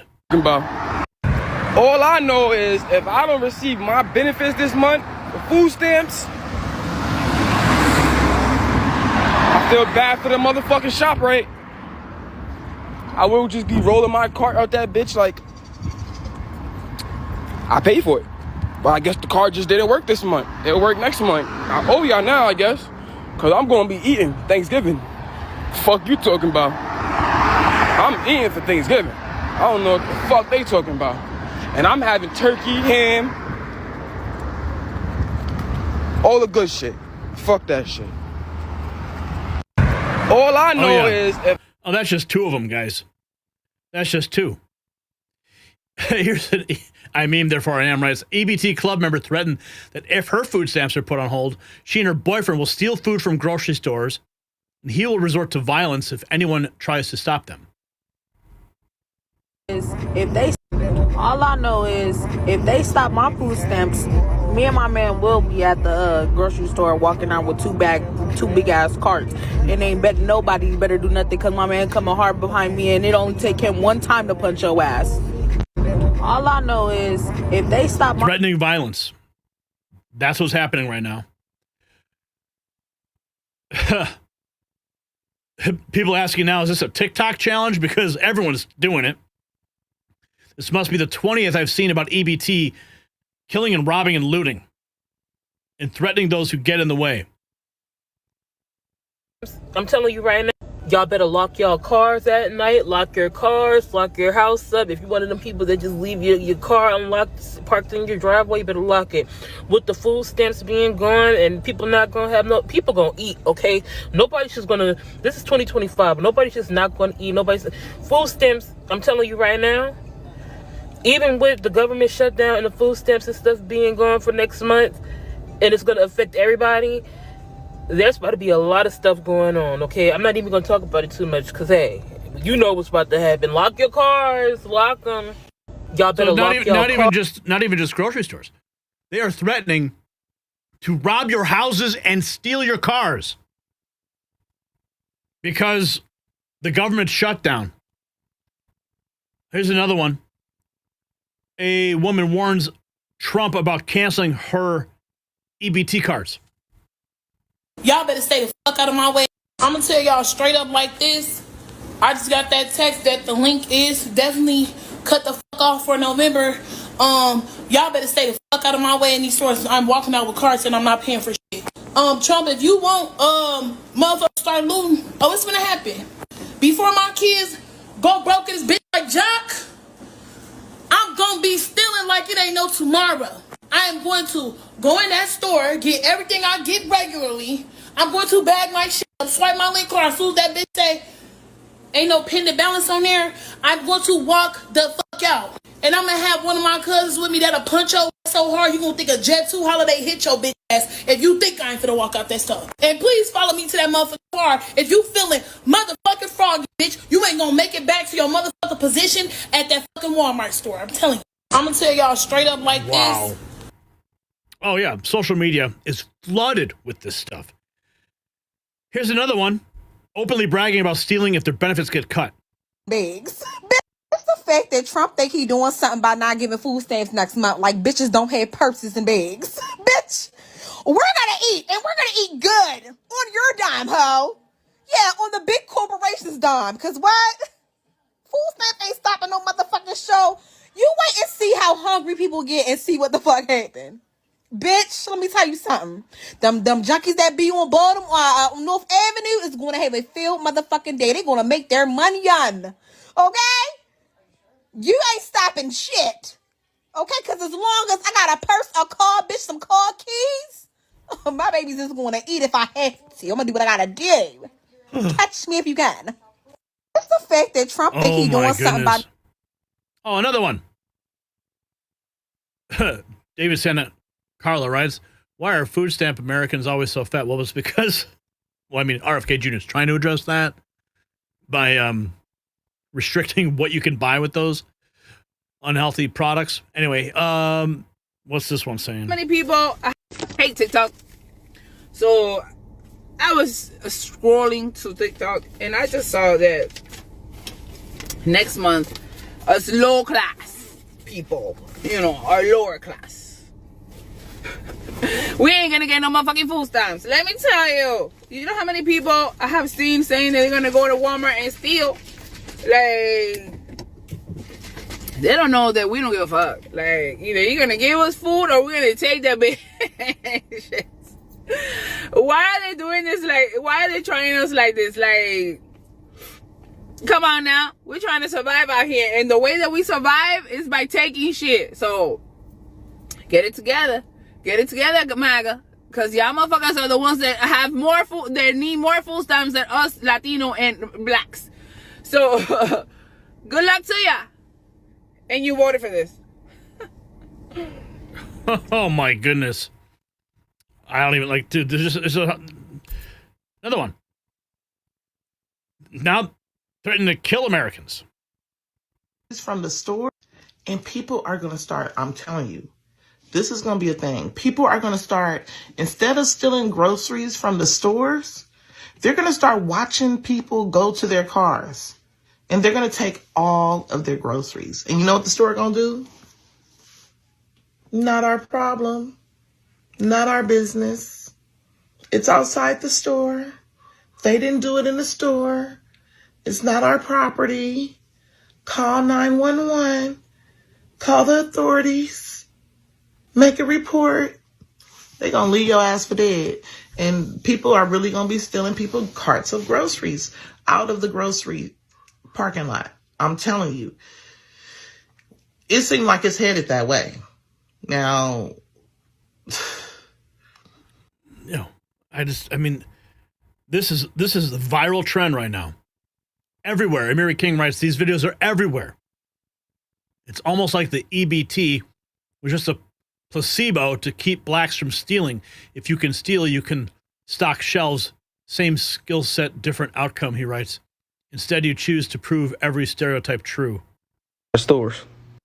Trump cutting off food stamps right before Thanksgiving, bad and all, but my people ran out of stores. Well, it's not Trump, though. I mean, we all know it's not Trump. They've got the clean CR. It's on the table. They could vote for it. They haven't. 11 votes going to the 12th. And let's see, these people are so deceived, they think Trump's behind it.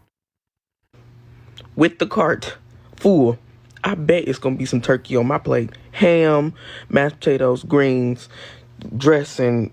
It's going to all be there. Don't worry about it. Trump cutting off food stamps right before Thanksgiving, bad and all, but my people ran out of stores. Look at this. The meltdown skyrocketing over the possibility of EBT food stamps getting paused Video after video of people promising to loot stores in protest. The Schumer shutdown is going to cause these people to revolt. Money for food. Luckily, we kind of saw this coming. What about SNAP? I use SNAP every month. And y'all always complain about the mutual aid bills, blah, blah. There's going to be more. I know I'll be raising money for food. Luckily, we kind of saw this coming, so we have stockpiled some non-perishables, like with our food stamps, like rice and a couple canned things, some applesauce to replace eggs if we want to bake something. We got extra flour, we got extra sugar, we got some extra stuff, but maybe would last us a month, maybe 2. If we have to start paying for food, like all of our food, yeah, I may make more videos. So if you guys want to cut down on the people who need help, if we're gonna have to start paying for our food. And if you got to take those groceries, go ahead and take them. If you got to walk smooth out the door, just take them. I don't care. I support you. I support that message, and I'm going to mind my business. That's what I'm going to do. If I see somebody walking out with a cart full of groceries that I know is unpaid, like, I'm minding my business because so what? So what? They're taking away food from y'all. And I see a lot of people making videos and in the comments saying, well, you know, that's not the solution. What is the solution then? Because it's either take that.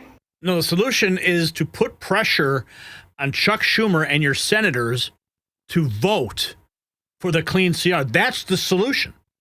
Nonviolent. It's simple. That's it. Or let your kids starve. Like, I don't see what's going on right now is just pure evil. They do not care if y'all eat. So why should we care about the money that's going into those corporations? That's all I'm saying. Like, we want to do something. Something just has to be done. Like, I don't know what the solution is, but I will say, if you got to take that food, go ahead and take it. Just go ahead and take it. Like, the more people that do it, they'll get the picture, because no mother should have to pay $60 for one can. Okay. Do you realize if this actually happens in November, if we get to that point, I mean, maybe these videos are going to be a tipping point for the Democrats. They're going to see this as we don't want this. But, I mean, look what they did in the Summer of Love. They let cities burn, called it peaceful protests. Maybe that's what they want. Maybe they want to see these people go and riot and loot and rob all these stores. I mean, how many videos have we shown you from all those moments? They want the chaos. I'm just praying that this type of pressure, that these Democrat senators are going to see it and go, you know, maybe we should vote for this clean CR so that we don't have this happen. I think secretly, though, I mean, they're already letting air traffic controllers go without pay, TSA going without pay, military going without pay. They don't care about them. So, I mean, do you think they care about these people? Of course not. Everybody going around saying that motherfuckers ain't getting food stamp next month. Mind you, bitch, I'm on food stamp. Let me tell you this right now. Donald J. Trump, I don't know what the fuck you got going on in that fucking house of yours, but bitch, you better fix it. Just because your ass going through some shit don't mean you gotta take it out on everybody else, bitch. Wow. Fix this shit right now. Guys, I'm just finding out there's no EBT next month. My heart. There's no EBT next month. What is this pumpkin man doing, bro? Why the fuck we gotta starve on Thanksgiving? Are you dead ass, pumpkin man? It's like, yo, it's just like you gotta like. Why the fuck there's no EBT next month? Why the fuck November though? It couldn't be January, Feb, March it? Why the fuck does it have to be November? Why November? What? Oh, here's another one. If you work at a grocery store, try to stop people from stealing. You what? Huh. Unbelievable. This guy got an email from EBT telling him he has to work at least 20 hours a week if he wants to keep receiving $740 a month for an EBT for his kids. What the heck? Working for nobody. I got an email from EBT. I used to get $740 a month for my 2 kids. And we're not getting EBT no more. They took the EBT. They saying I got to work 20 hours a week. I'm not working for nobody. Get the fuck out of here. This is what Americans, taxpayer, work for us. They work for me. They got to help me feed my fucking kids. Get the fuck out of here. You know what I'm saying? Like, don't. You don't want to work? Yeah, dude. That's wow. The ignorance of these people. Another one. Working in November. If you work at a grocery store and you know that the food stamps is not working in November and you see people stealing and you snitch, you deserve to die. Good day, bye. If you work at a goodness. This is out of control. It just look at them all. One after another. Wow. A bunch of people and businesses in Seattle were just busted in an EBT card cash drugs scheme. The real story, however, is seeing Seattle PD and Washington State take action after years of it happening out in the open. EBT cash for drugs scheme. Dude, this is out of control. You got value from this report? Tap subscribe. My final thought is next. So, this is what Democrat dependency creates. A generation that chooses theft over work, violence over values. These aren't people down on their luck asking for help. These are criminals broadcasting their intent to loot, steal, and harm anyone who gets in their way. They're proving every welfare reform argument that we've ever made. When you create a system where people get paid to do nothing, you breed entitlement so toxic it threatens civilized society. And there are solutions. Just pass the CR and EBT benefits continue. One woman said she will make sure you don't make it to your car. That's not poverty talking. That's criminality enabled by politicians who buy votes with your tax dollars. Seattle busting a massive EBT for drugs ring that operated openly for years. This system is rotten to its core. So the question is, should threatening violence over EBT cuts be prosecuted as domestic terrorism? Yes or no? Sound off below and show your support at our merch shop. We don't accept EBT there, but we do stand for law and order. It's linked in the description. Oh, yeah. This is out of control. Wow. Okay. You guys are on fire. I saw Debbie come through with a 20 spot. Morgan come through with a 20 spot. Here you go, he says. Not a liberal 777. $7.77. Thank you. We're $133. Maybe we'll hit $150. That would be sweet. 1,022 likes so far. You guys are on fire today. Thank you for joining us on the Raw feed on the Next News Network. I am Gary Franchi. I am your host. And we are just getting started because now we got to talk about the National Guard. Maybe the National Guard will have to step in when the EBT riots begin. President Trump. Wow. Democrats want to take on the federal government. Memphis. Bongino. Look at all this. Okay. Do we have video of Memphis National Guard? 11 hours ago. What's this? Okay.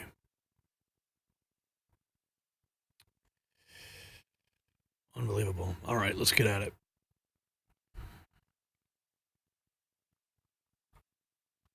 Wow, Bruce. Holy cow.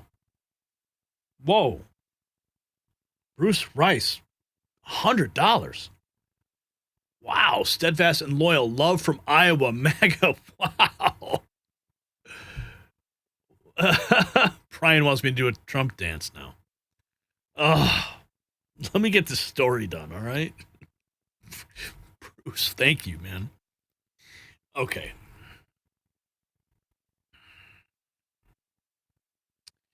Just want to make sure I'm in the right folder. Yeah. Yeah. Okay.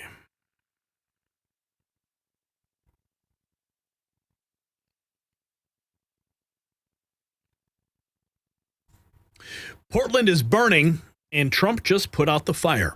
The Ninth Circuit, yes, the most liberal court in America, just handed the president emergency authority to deploy the National Guard. MSNBC's legal correspondent nearly fainted on air when the ruling came down. Democrat mayors are threatening to arrest federal troops. California's attorney general is vowing to block the deployment in court. But here's what's really happening. In Memphis, after just 1 week of Guard presence, kids are playing outside again. Crime has vanished. The violent felons are off the streets. Even Trump's critics are admitting it's working. Liberal cities are in full panic because law and order is their kryptonite. Wait till you see what happens next. And speaking of taking control when chaos erupts, let me tell you about Chuck Norris. At 84 years old, this American icon just revealed his secret to staying combat ready.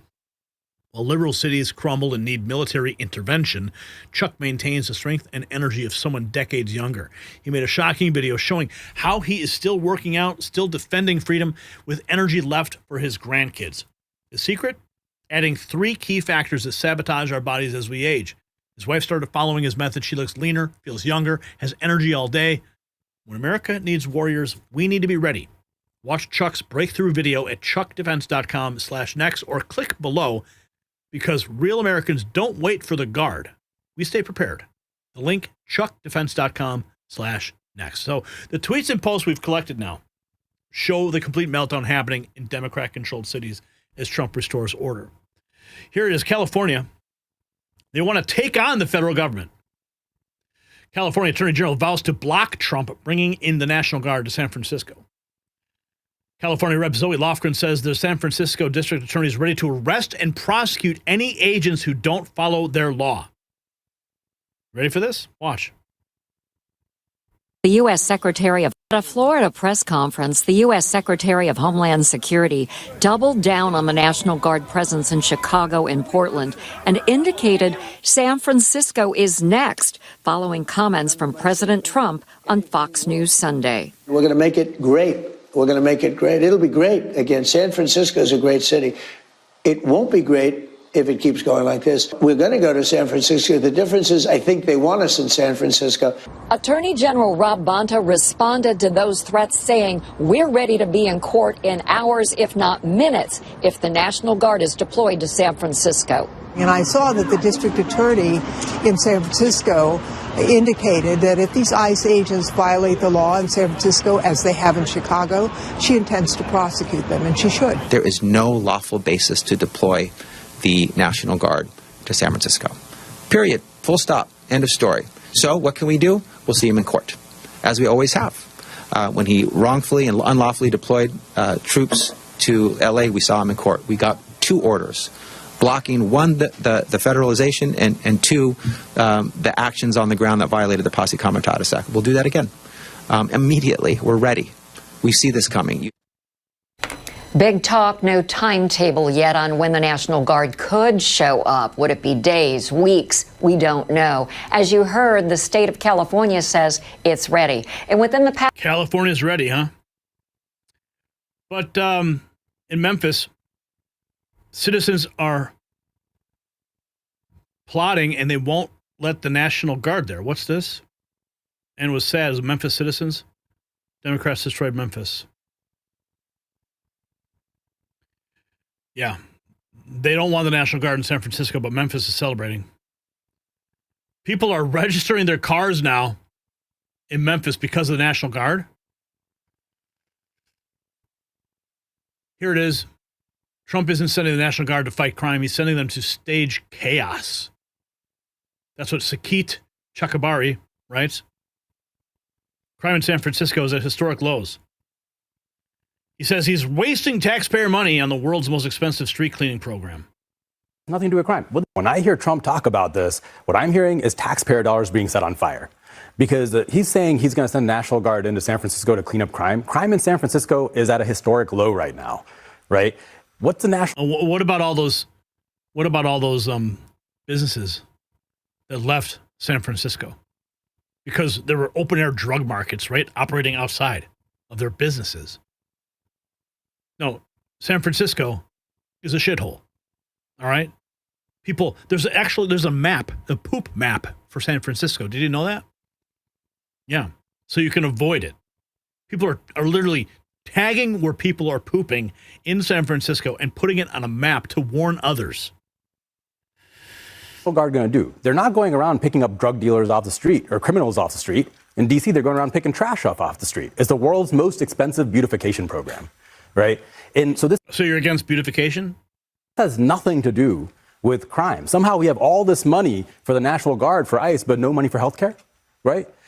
This has nothing to do with crime. What this has to do is he wants to create chaos and lawlessness, and he's hoping that some protesters are going to throw a rock and create conflict. So then he has his excuse to declare martial law. But we just saw 7 million people protest on the streets through No Kings, and there was zero violence and zero arrests. So I don't think he's going to get. Yeah, we'll see how that works out. 6 hours ago, Nancy Pelosi is furious over Trump's effort to deploy the National Guard to San Francisco to fight crime.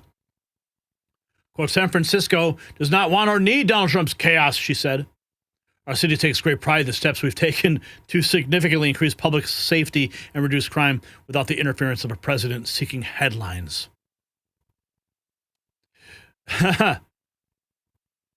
Quote, here's a quote from Gavin Newsom. President Trump will ruin San Francisco by bringing in the National Guard and cleaning it up. Gavin Newsom is claiming President Trump will ruin San Francisco. Too late, because Gavin Newsom already did. This is San Francisco. You want to take your kids there? If you do, avoid this area. ABC 7. We just don't need it. It's not right. It's un-American. San Franciscans aren't going to have it. Supervisor Raphael Mandelman. We are not looking for a fight with the federal government, but if the fight comes to us, we will be able to respond. San Francisco leader calls Trump's threat to the National Guard un-American. City Attorney David Hsu threatening to take President Trump to court if he deploys the Guard to San Francisco. But here's a boy in Memphis, quite happy about President Trump sending in the Guard. Like how peace. My name is Braylon, and I live here in Memphis. I've been noticing not just a slight change, more of a detrimental change in like how peaceful Memphis is ever since the National Guard came. There was a lot of things I couldn't do before the National Guard came because I had to worry a lot about guns and stuff. I couldn't play because I was worried that somebody might pull out a gun or something, but now I could do that, and I just wanted to thank the President of the United States for bringing the National Guard. My name is Braylon, and I live here. Braylon wants to thank President Trump. God bless that little boy. Now he can go outside and play. So check this out. Here's a guy who's dead set against Trump sending the National Guard and allowing the police and military to flood Memphis, but seeing that crime is down and has been peaceful after 1 week by getting convicted murderers and armed felons off the streets, looks like he's singing a different tune. I ain't gonna lie, bro. I think it's true time. I was against pretty much everything that was coming towards Memphis. I was against his National Guard, all these different police units, all this military, all this shit. I was against all this shit coming to the end, right? Especially when I was the one learning shit about Memphis and how the crime been down 25% than it has in like hella years and shit. Like Memphis been doing good. We just had the most peaceful summer in a long little time. Just for these folks to still come with this shit. I was against this shit, bro. And then I seen the numbers after the first week of rounding up niggas. These folks then got 16 convicted murderers off the streets in 1 week. Black people. I know there's a lot of Memphis folks, somehow all the niggas gone now and they over here, the police pulling over all the good hard-working people. Hey, if that was the case, I'm sorry. But I can't wholeheartedly say they doing a bad thing now that I just seen them numbers, bro. I'm gonna just be honest. And I'm a real Memphis nigga. I love my city. I love once again, nigga, this where I'm at. As I wait on the motherfucking bud. See? He's singing a new tune. San Francisco ready to push back. They're going to ignore these stories. Here's FBI Deputy Director Dan Bongino on the president's directive to him and the FBI director, Kash Patel, to crush violent crime. He says to the president early on with regards to this crush and violent crime, whether it's in San Francisco, Chicago, any other major city, early on, this is kind of the untold story of this op.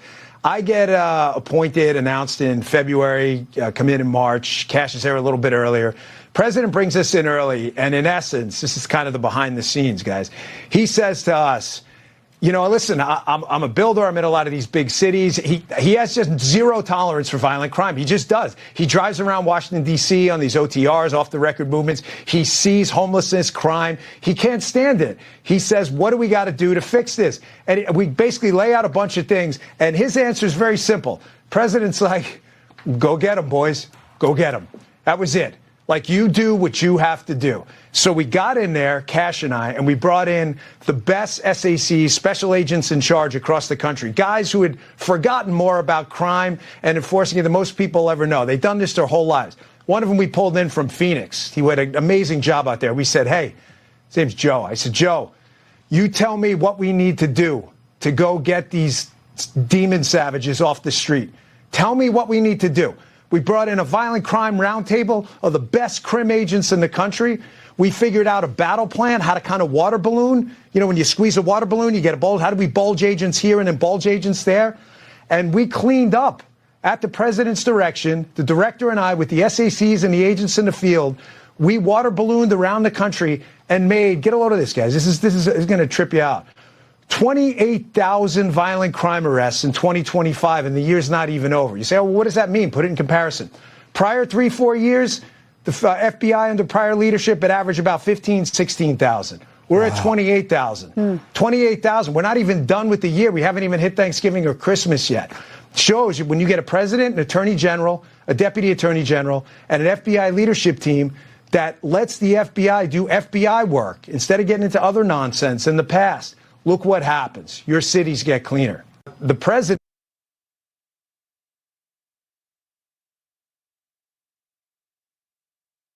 Cities get cleaner. San Francisco next on the list. Here is MSNBC legal correspondent Lisa Rubin, visibly upset after learning the Ninth Circuit's just issued emergency motion authorizes Trump to deploy the Guard to Portland. Absolutely correct. It is a big deal. And I want to just correct one thing and then explain why functionally it is the same. This is a stay of Judge Immergut's opinion.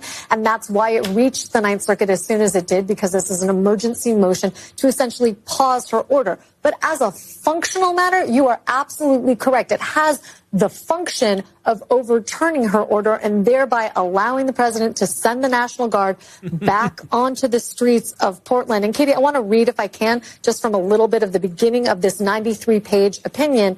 It says, after considering the record, and by the record they mean all the factual evidence at this preliminary stage, we conclude that it is likely that the president lawfully exercised his statutory authority under 10 U.S.C. section 12406. That's the statute we've been referring to as Title 10 when we have conversations about the National Guard deployments, which authorizes the federalization of the National Guard when the president is unable with the regular forces to execute the laws of the United States. And this is the important part. The evidence the president relied on reflects, quote, a colorable assessment of the facts and law within a range of honest judgment. We thus conclude that defendants are likely to succeed on the merits of their appeal, basically saying that when and if a court considers all of the record in this matter is tried and it gets back to an appellate court through an ordinary process where they have full briefing and full evidence, that they still think Donald Trump is likely to prevail there because he has the discretion to determine as the president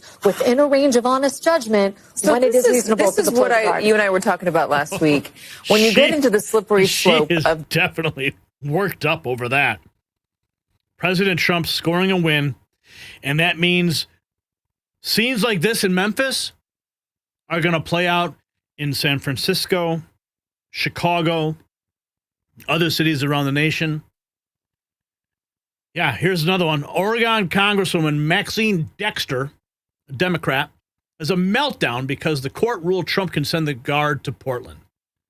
Democrats want you living in a lawless, chaotic society with criminals freely roaming the streets and controlling your neighborhoods. Here she is. Resistance to Donald. Maxine Dexter, Oregon's 3rd, checking in after what I would say is an indefensible ruling by the Ninth Circuit that opens the door to National Guard troops being deployed in our peaceful city. Let's just be clear. Portland is not lawless. We have been extraordinary in our resistance to Donald Trump's fairy tale about our city. We have remained peaceful, persistent, and clear that we do not bend the knee to Donald Trump and his wannabe kingmanship. And we will continue to be so. This ruling must be challenged, and we must remain steadfast in our peaceful resistance to Donald Trump, the tyranny he is trying to take onto our cities and across this country, and what I would say is an extraordinarily dangerous precedent by militarizing our city and moving towards a dictatorship. We will be united. We will remain peaceful. I was just in DC trying to work out how we were going to get out of this government shutdown, and I'm heading back to Portland now so I can be with you tomorrow. Let's continue to stay loud, stay peaceful, and I'll see you soon. Yeah, tell that to the Antifa folks who are firebombing the ICE facility there. Here, James Klug interviewing Antifa about their illegal encampment near the ICE facility. Another side, So we have the ICE facility down there, just maybe 200 feet away. This is your guys' camp right here. You guys staying here overnight? How does this work? We kind of have to. We've had folks from the other side, MAGA chuds, try to set shit on fire, and with people sleeping in here. What is a chud? Fascist, MAGA. It's just another word. Yeah, this is our community area. We provide snacks, water, things for folks that are out here protesting and fighting the good fight. And is this what? This is your guys' group? This is just community coming by, dropping everything off? Sorry, I'll come through community. Here. None of this is being funded by anyone but the community trying to support itself and each other. Yeah. This is what community actually looks like. Folks coming together to show solidarity. And then you guys are on a public sidewalk. Have you had any trouble with Portland police or anything? Have they come by trying to shut this down at all or no? Yeah, they have a couple times. The thing is, we have permission from the school, written permission to be on this sidewalk. This is a school sidewalk right here? Yeah. What kind of school is it? Do you know? It used to be an elementary school. They had to close down and move, though, because of all the chemical munitions. It was literally poisoning the earth. Yeah, and let me put it this way. Last night, they gassed 3 or 4 blocks up that way, this whole thing, and up that way. And it wasn't because anyone attacked them. It wasn't because anyone threw anything at them, put hands on them, pushed them, or anything. Is they wanted a photo op. 4 or 5 blocks to do so. So the school shut down because of the tear gas? Yep. Well, hold on, you guys. Would they be deploying that tear gas if the demonstrations weren't happening? I see what you're trying to do with that, man. Like I said, unfortunately, we have to fight the good fight because people are being kidnapped, and people don't deserve to just be picked up and taken. So the school was a casualty in all this, basically? Yeah. How long do you guys expect all of this stuff to last when it comes to the demonstrators? Are you guys providing this stuff to people that, you know, when tear gas is going off? Are you guys, what are you guys doing with that stuff? I'm one of the medics on the ground. You're one of the medics? Okay. Yeah. So where'd you get the training to be a medic for that? I got training in California. Okay. When I was still there. And is that with your job, or was that with that was through maybe school, but at this point now I just provide my services to the folks who need it. There's a lot of folks that don't get medical care, can't get medical care, and there's also a lot of folks that I've seen just laying on the ground dying, and people just walk past them not giving a damn. Yeah, you wouldn't need medical care if you're peacefully protesting. I've seen it in Portland. It's a sad thing. And like, how are you going to walk past someone dying and be like, oh, I guess that's not my problem? The lack of humanity is Who do you blame for that here? I blame the lack of humanity. A lot of people have lost a sense of humanity. We've become so desensitized that we don't see people as people anymore. Do you think Portland's done a good... Portland. Well, the Ninth Circuit just had their ruling. Here's independent journalist Nick Sortor. He requires armed security to be on the ground in Portland because there are no cops in sight, only strengthening the argument to have the National Guard go in and clean it up. And yeah, and Sean, that's why now I'm all the way down the street with 3 armed security guards because, even though it's early in the day and the real large group of rioters aren't out here yet, they're still tremendously dangerous and there are no cops in sight. None of them at all. And, I have really bad news for all these people out here that screamed and whined all weekend. Donald Trump is still your president. I've independently confirmed that. So sorry to tell them that. Nothing has changed. Except today we had a huge win in the appeals court, as we knew. The appeals court lifted the block that an activist judge out here in Portland put on the National Guard being deployed to this facility out here. They try to act like this is peaceful out here, Sean, but if you look at the windows in the background of the ICE facility, or I'm sorry, the lack thereof, because they've been broken out by these rioters in over the past 100+ days, they're out here constantly. They never go away. I don't know if there's anything peaceful about breaking windows, setting fires in the road. Maybe I'm just wrong on that. I don't know. Correct me. What did you see this weekend, Nick? Utter lawlessness. I mean, they sent out Portland police and Oregon state troopers out here that were given commands from the top to retreat every single time that things got dicey. And the people of Oregon, keep in mind, this is an American city. These people deserve better. They are victims of the government's total refusal to keep them safe, enforce noise ordinances. I mean, you hear these horns honking all day. This building right behind me is an apartment complex that houses veterans and young parents, and none of them are able to get the noise ordinances enforced. They are victims of the system. Yeah, and Sean, that's why now I'm all the way down the street with 3. So if you got value for this report, tap subscribe. My final thought is next. You see, this is what leadership actually looks like. While Gavin Newsom claims that Trump will ruin San Francisco by cleaning it up, Memphis families are celebrating the first taste of safety in years. The young boy thanking President Trump because he can finally play outside without dodging drug dealers and gang violence. That's the real story the media won't tell you. Democrat officials are literally threatening to arrest National Guard troops for enforcing federal law. Think about that insanity.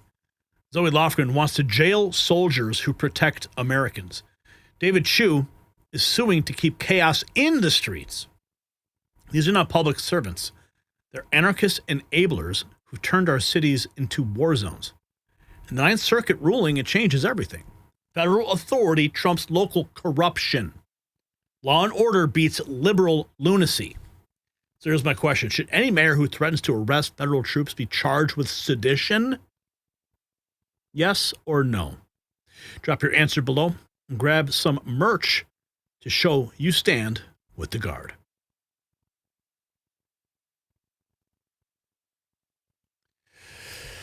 All right. Wow, you guys came through, man. Bruce with the big one. Debbie and Morgan putting us over the top. You guys are awesome. Not a liberal. So thankful for all you guys tonight. Thank you so much. I can't wait to tell Angie you guys came through. What are you saying in the chat? What's up, chat? Thank you to everyone, every service member. Seditious treason. Yes, arrest them. What, Brian? Time to bust a move, he says. Okay, fine. YMCA. We're gonna take you to the YMCA. You can have a good meal. You can do everything you feel. Okay, there you go, Brian. Okay, Brian made me do the Trump dance because you guys hit that number tonight. I know it was a weak one. Speaking of weakness, let's ooh, what's this? Oh. Okay. Yeah, KJP. Yeah, trying to sell a book now. When do you guys see the stuff we put in front of these videos that are going to drop on the segments? I think you guys are going to really like it. Do you guys like that new feature we've employed here on the channel in front of the segments when they drop on the channel? Little cinematic teaser trailers. What do you guys think about that? It's fun to stay at the YMCA. Yes, Dave, it is. All right, I want to see some comments on those. I need to get some feedback. Whoa. That's a big comment from Cambodia. Dora the Implorer. Let's see. Yes. I love it. Keep on keeping on. Yes. Awesome. All right. Yes. What? No. Heather Reeve doesn't like him. Okay. Well, I shortened them to 10 seconds. All right. So maybe you guys. Okay. Let's get into it. I don't even know where to begin here.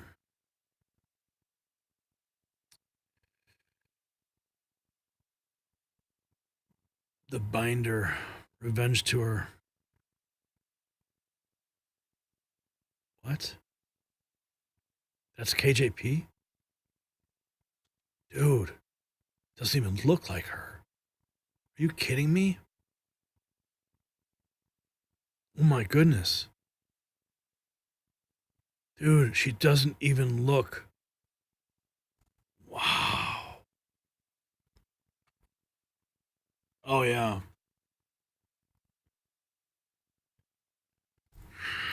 Crazy. Okay, let's go.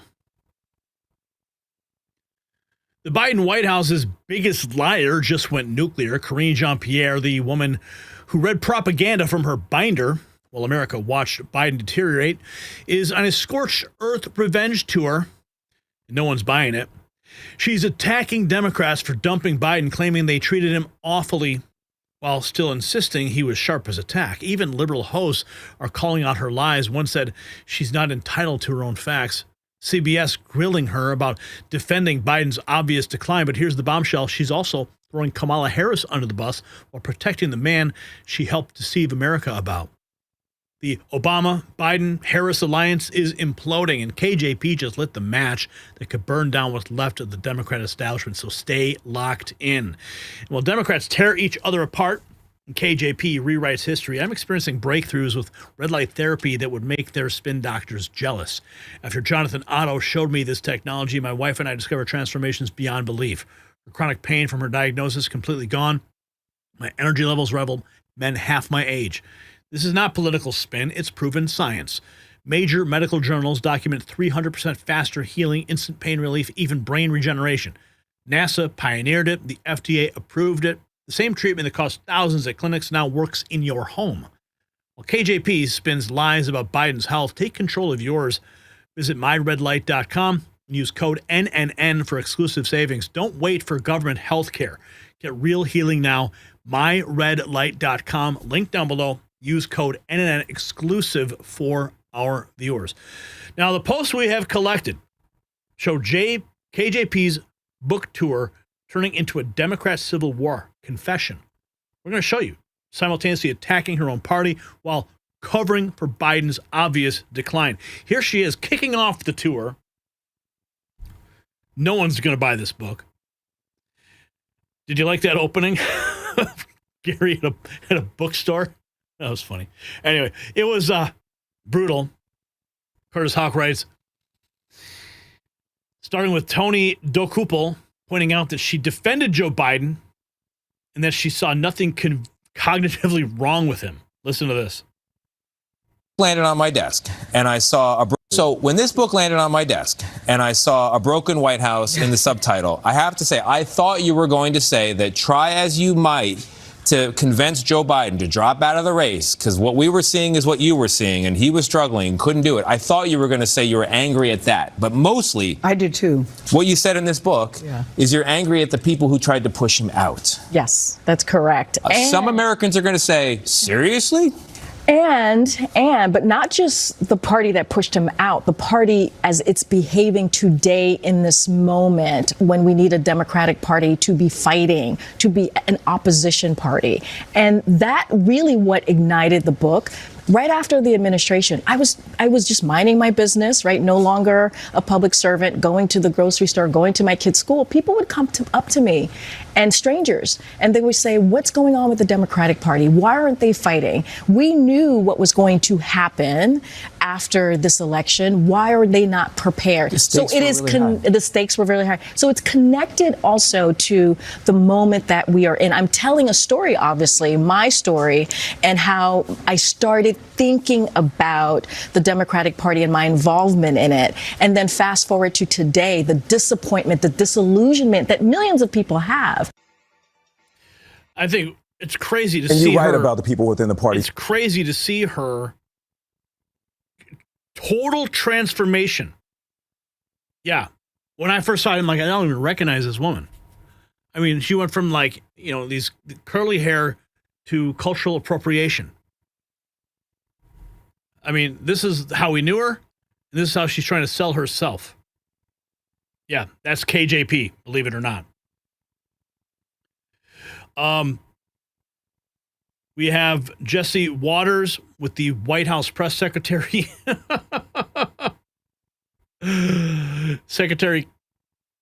Press Secretary Caroline Leavitt cooking Karine Jean-Pierre, a.k.a. Binder, calling her a deplorable. She called you deplorable, and you say? Well, with all due respect to my predecessor, she is one of the main culprits of the greatest cover-up and scandal in American history. She took the podium every day and lied to the press about the incompetence of her boss. And on this book tour, she continues to lie. She said this past week that Joe Biden would still be up for the job if he had, God forbid, been reelected in November. She actually said this week as well on a podcast that Joe Biden did more press engagements than President Trump currently does now. Any person across the aisle can tell you that is a bald-faced lie. And I will just add, when you talk to the real journalists, not the ones who are actually activists that pose as journalists, but the people who actually care about truth, and there are some of those left in the White House press corps, I work with them every day, they will tell you the Trump White House is the most accessible and transparent White House ever. Not only does the president take questions from the press on a near daily basis, multiple times per day, as he did today, but we also provide truthful and accurate information about what this administration is doing and accomplishing. And it's a stark contrast to what they had over the past 4 years, where they were gaslit, where they were told Joe Biden was mentally stable and up for the job. That was a lie. Where they were told the administration was doing everything it could to secure the border. Also a lie. I'm very proud to work for the greatest president in history. I know Karine unfortunately worked for the most incompetent president in history, so I guess she has a reason to be bitter, but being bitter will not sell you books. She called you... Being bitter will not sell you books. This just in, Karine Jean-Pierre deposition incoming. Representative Comer talking about it. Legality. Can you tell us what you hope to hear today? I'm sorry? Can you tell us what you hope to hear today from the press? Yeah, well, we intentionally wanted Jean-Pierre to be one of the last people we bring in. We believe that she's written some things in the book that are going to be of interest to our entire investigation. We've seen a lot of reports, and obviously we have the emails that have surfaced in the last week that would suggest that there was a process that the Biden administration was using to use the audit pen that was in direct conflict with the Merrick Garland Department of Justice. And the process by which the email said the Biden administration was using to approve the audit pen are inconsistent with many of the depositions and transcribed interviews that we've gotten thus far from this investigation. So we have Jean-Pierre today. We have one more, and then we'll review from there to see if we need to bring additional people in. But I think, one of the questions was about Kamala Harris, and what Kamala Harris has written that came out in the last 48 hours was consistent with what we believe we have learned in this administration with respect to the decision-making process and the lack of respect that the staffers and the people around the Biden White House had for President Biden. So, again, this is a serious investigation about the legality of the use of the audit pen, the excessive use of the audit pen, and whether or not Joe Biden had any idea who was using the audit pen and what the audit pen was used to sign with respect. So Kamala Harris, KJP, new book, is coming back to bite her. Here is Chris Celiza, I guess that's how you pronounce his name. He is independent news creator on Substack. I think he used to be on CNN, but nobody was watching him there, so now he thinks people are going to watch him here. But we'll play this moment because I think it's a good soundbite. She's not entitled to her own facts. To me. Now, this book, when it was announced, got a huge amount of attention because Jean-Pierre, who was Joe Biden's press secretary, announced that she had left the Democratic Party and that she was now a registered independent. Now, I said at the time, and I will stand by, that this move was almost entirely driven by a need to get attention for the book. If Karine Jean-Pierre wasn't writing a book, I doubt she would have become an independent, right? She was the spokesperson, the official spokesperson for a Democratic president of the United States. So months after he leaves office, she decides she's not a Democrat anymore. Okay, it was always odd to me. But Jean-Pierre is doing a bunch of interviews around the release of the book. And in those interviews, she is explaining more of why she became an independent, but also, I think, trying to rewrite history that we know about Joe Biden and the 2024 campaign. So let's go back to the spring of 2024. In the spring of 2024, Joe Biden had fallen behind Donald Trump nationally and in most of the 7 swing states. Now, Joe Biden wasn't behind by 10 points. He was behind by a few points, both nationally and in swing states. But he was consistently running behind Donald Trump. And by the way, in her interview, Karine Jean-Pierre says that she cited Nancy Pelosi, the leader of Democrats at the time, and George Clooney, the actor and prominent Democrat. She said that though them signaling their doubts about Biden's ability to continue, quote, all of it contributed to a perception of disunity. Well, duh. Again, you had a guy who was losing, who people thought was too old, and whose fundamental message was not working. Then you had the debate in which Joe Biden flopped is a nice word for what happened. The idea that the party should unify behind Joe Biden after that debate is absolutely fanciful. The idea that Jean-Pierre seems to be pushing, which is if only, and by the way, the only people I've heard make this are people whose last names end in Biden. So Jill, Joe, and Hunter Biden, and now Karine Jean-Pierre, that if only the party had united behind Joe Biden after the debate and said it wasn't that bad, he would have won. You're just not dealing in reality. He wasn't going to win before the debate, and he was going to lose and lose badly after the debate. Now, we can go back and forth about whether Kamala Harris was the right choice, but the point is Joe Biden was not going to win this race. This is not about Democratic unity. This is about the practical realities of politics. And when you have a candidate as damaged as Joe Biden, it is not about Democratic disunity. It is not about the media swarm. It's not about anything other than people thought he was too old. He showed he was too old. He needed to go. Now, so Jean-Pierre is trying to write this kind of alternate history in this book. It seems that like people abandoned Joe Biden and that's why she had to leave the Democratic Party.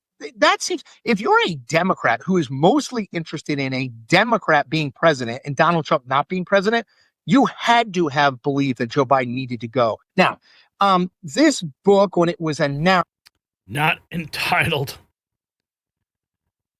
to her own facts. Here she is on The View. Says she's angry with the way Democrats dumped Biden. Every morning wanting to tell you right now, to anyone who's watching, President Biden was one of the most decent people that I know.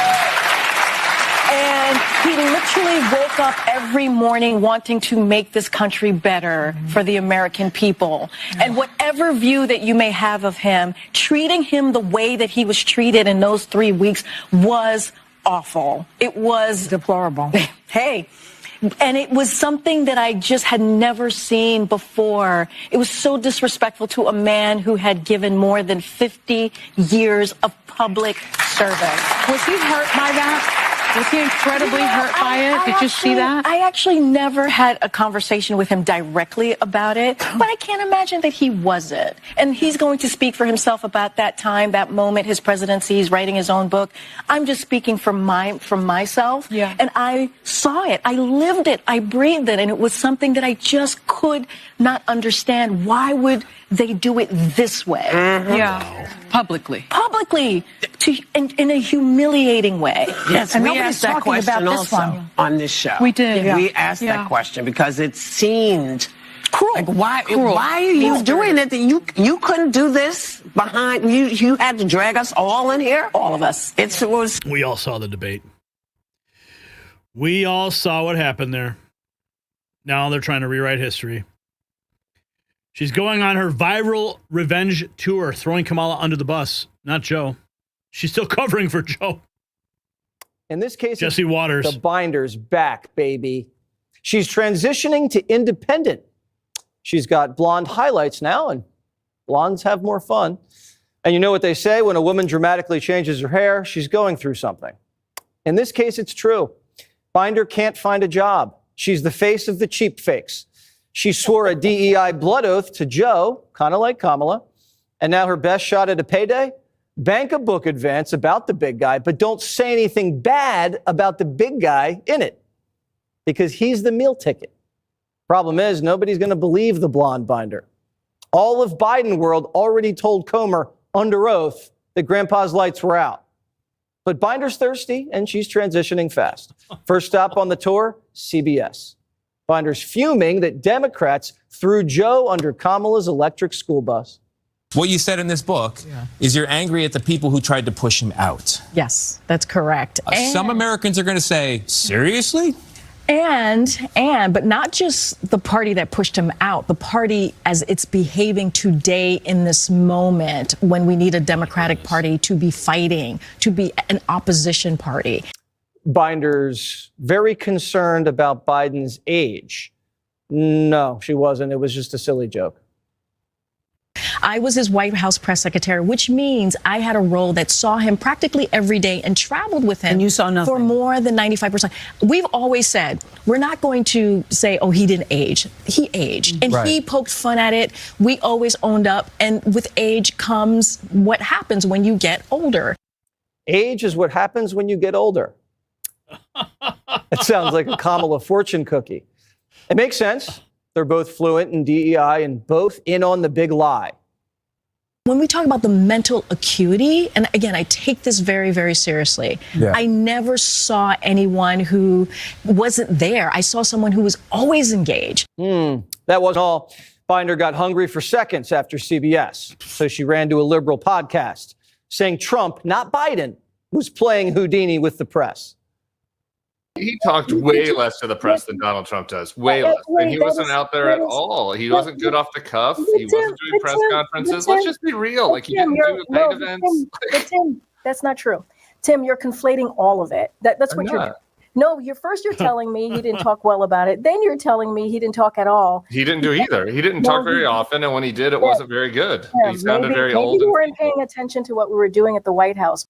The binder's back, baby. The binder's She's back. Transitioning. Trying to sell a book full of lies. If you got value for this report, tab subscribe. My final thought is next. So the Biden cover-up unraveling in real time.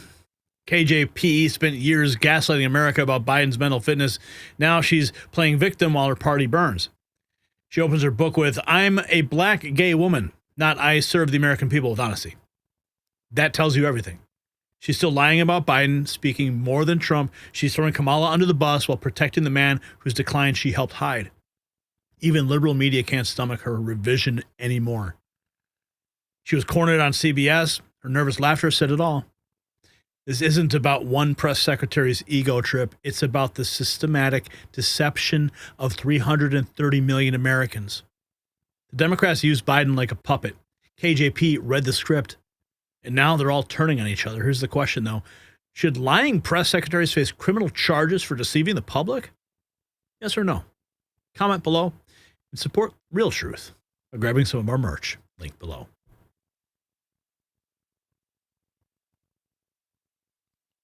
All right.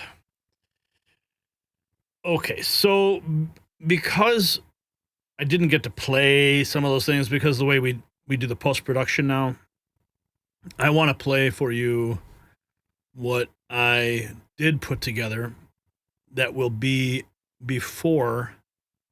Oh, did you guys see this? This is crazy. My niece sent me this, and this is actually, I've seen a lot of these, a lot of versions of this specific video made by Sora. This is probably the best one I have seen yet.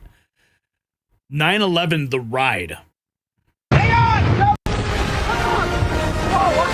This is Colonel Mathers. Is this part of the drill schedule? Is it real world or exercise? Look ahead to the sculpted sphere and the twin towers rising above you. Enter the North Tower lobby.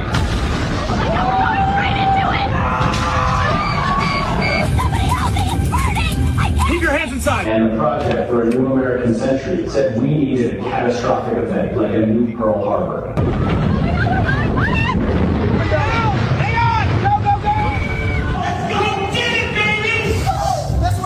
About. We pulled it off, man. High five, brothers. Immediately after the collapse, all of these beams were quickly cut up and shipped overseas to China. After dozens of Israeli spies were arrested, they were eventually let go by the head of the criminal division of the DOJ. Oh no, they're opening. Either you are with us or you are with the terrorists. Oh wow, now we're in Afghanistan. This is Colonel Mathers. 9/11 The Ride. I didn't make that, but whoever did, it was genius. This is what I did make, though.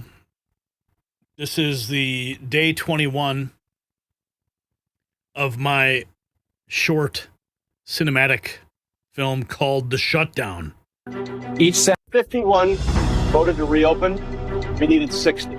These 9 either voted no or refused to vote at all. All 9 compromised by foreign money. The evidence is irrefutable, sir. Each senator received substantial payments from hostile foreign state actors to block the reopening. These aren't senators serving America. They're foreign assets. Mitchell, Williams, Harrison, all 9 will face justice. Sir, the senators are panicking. Multiple calls between Mitchell, Williams, Harrison, and the others. When you show America the foreign payments, federal marshals arrest them. The moment you name them on air, arrest teams move. 51 voted to reopen. Man, Sora is crazy cool. I really enjoy using it. Like this one. Flying, we made good morning America. The dawn's in sight. Flag still flying, we made it through the night. Coffee's brewing, truce awake and free. Rise and shine from sea to sea. Good morning, friends, the lights come through. He's still here, watching over you. From the throne of hope to the city's gleam. Wake up strong, we still chase the dream.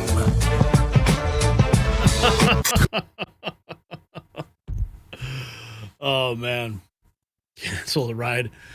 I know that rapper. That's completely done with AI. Isn't that crazy?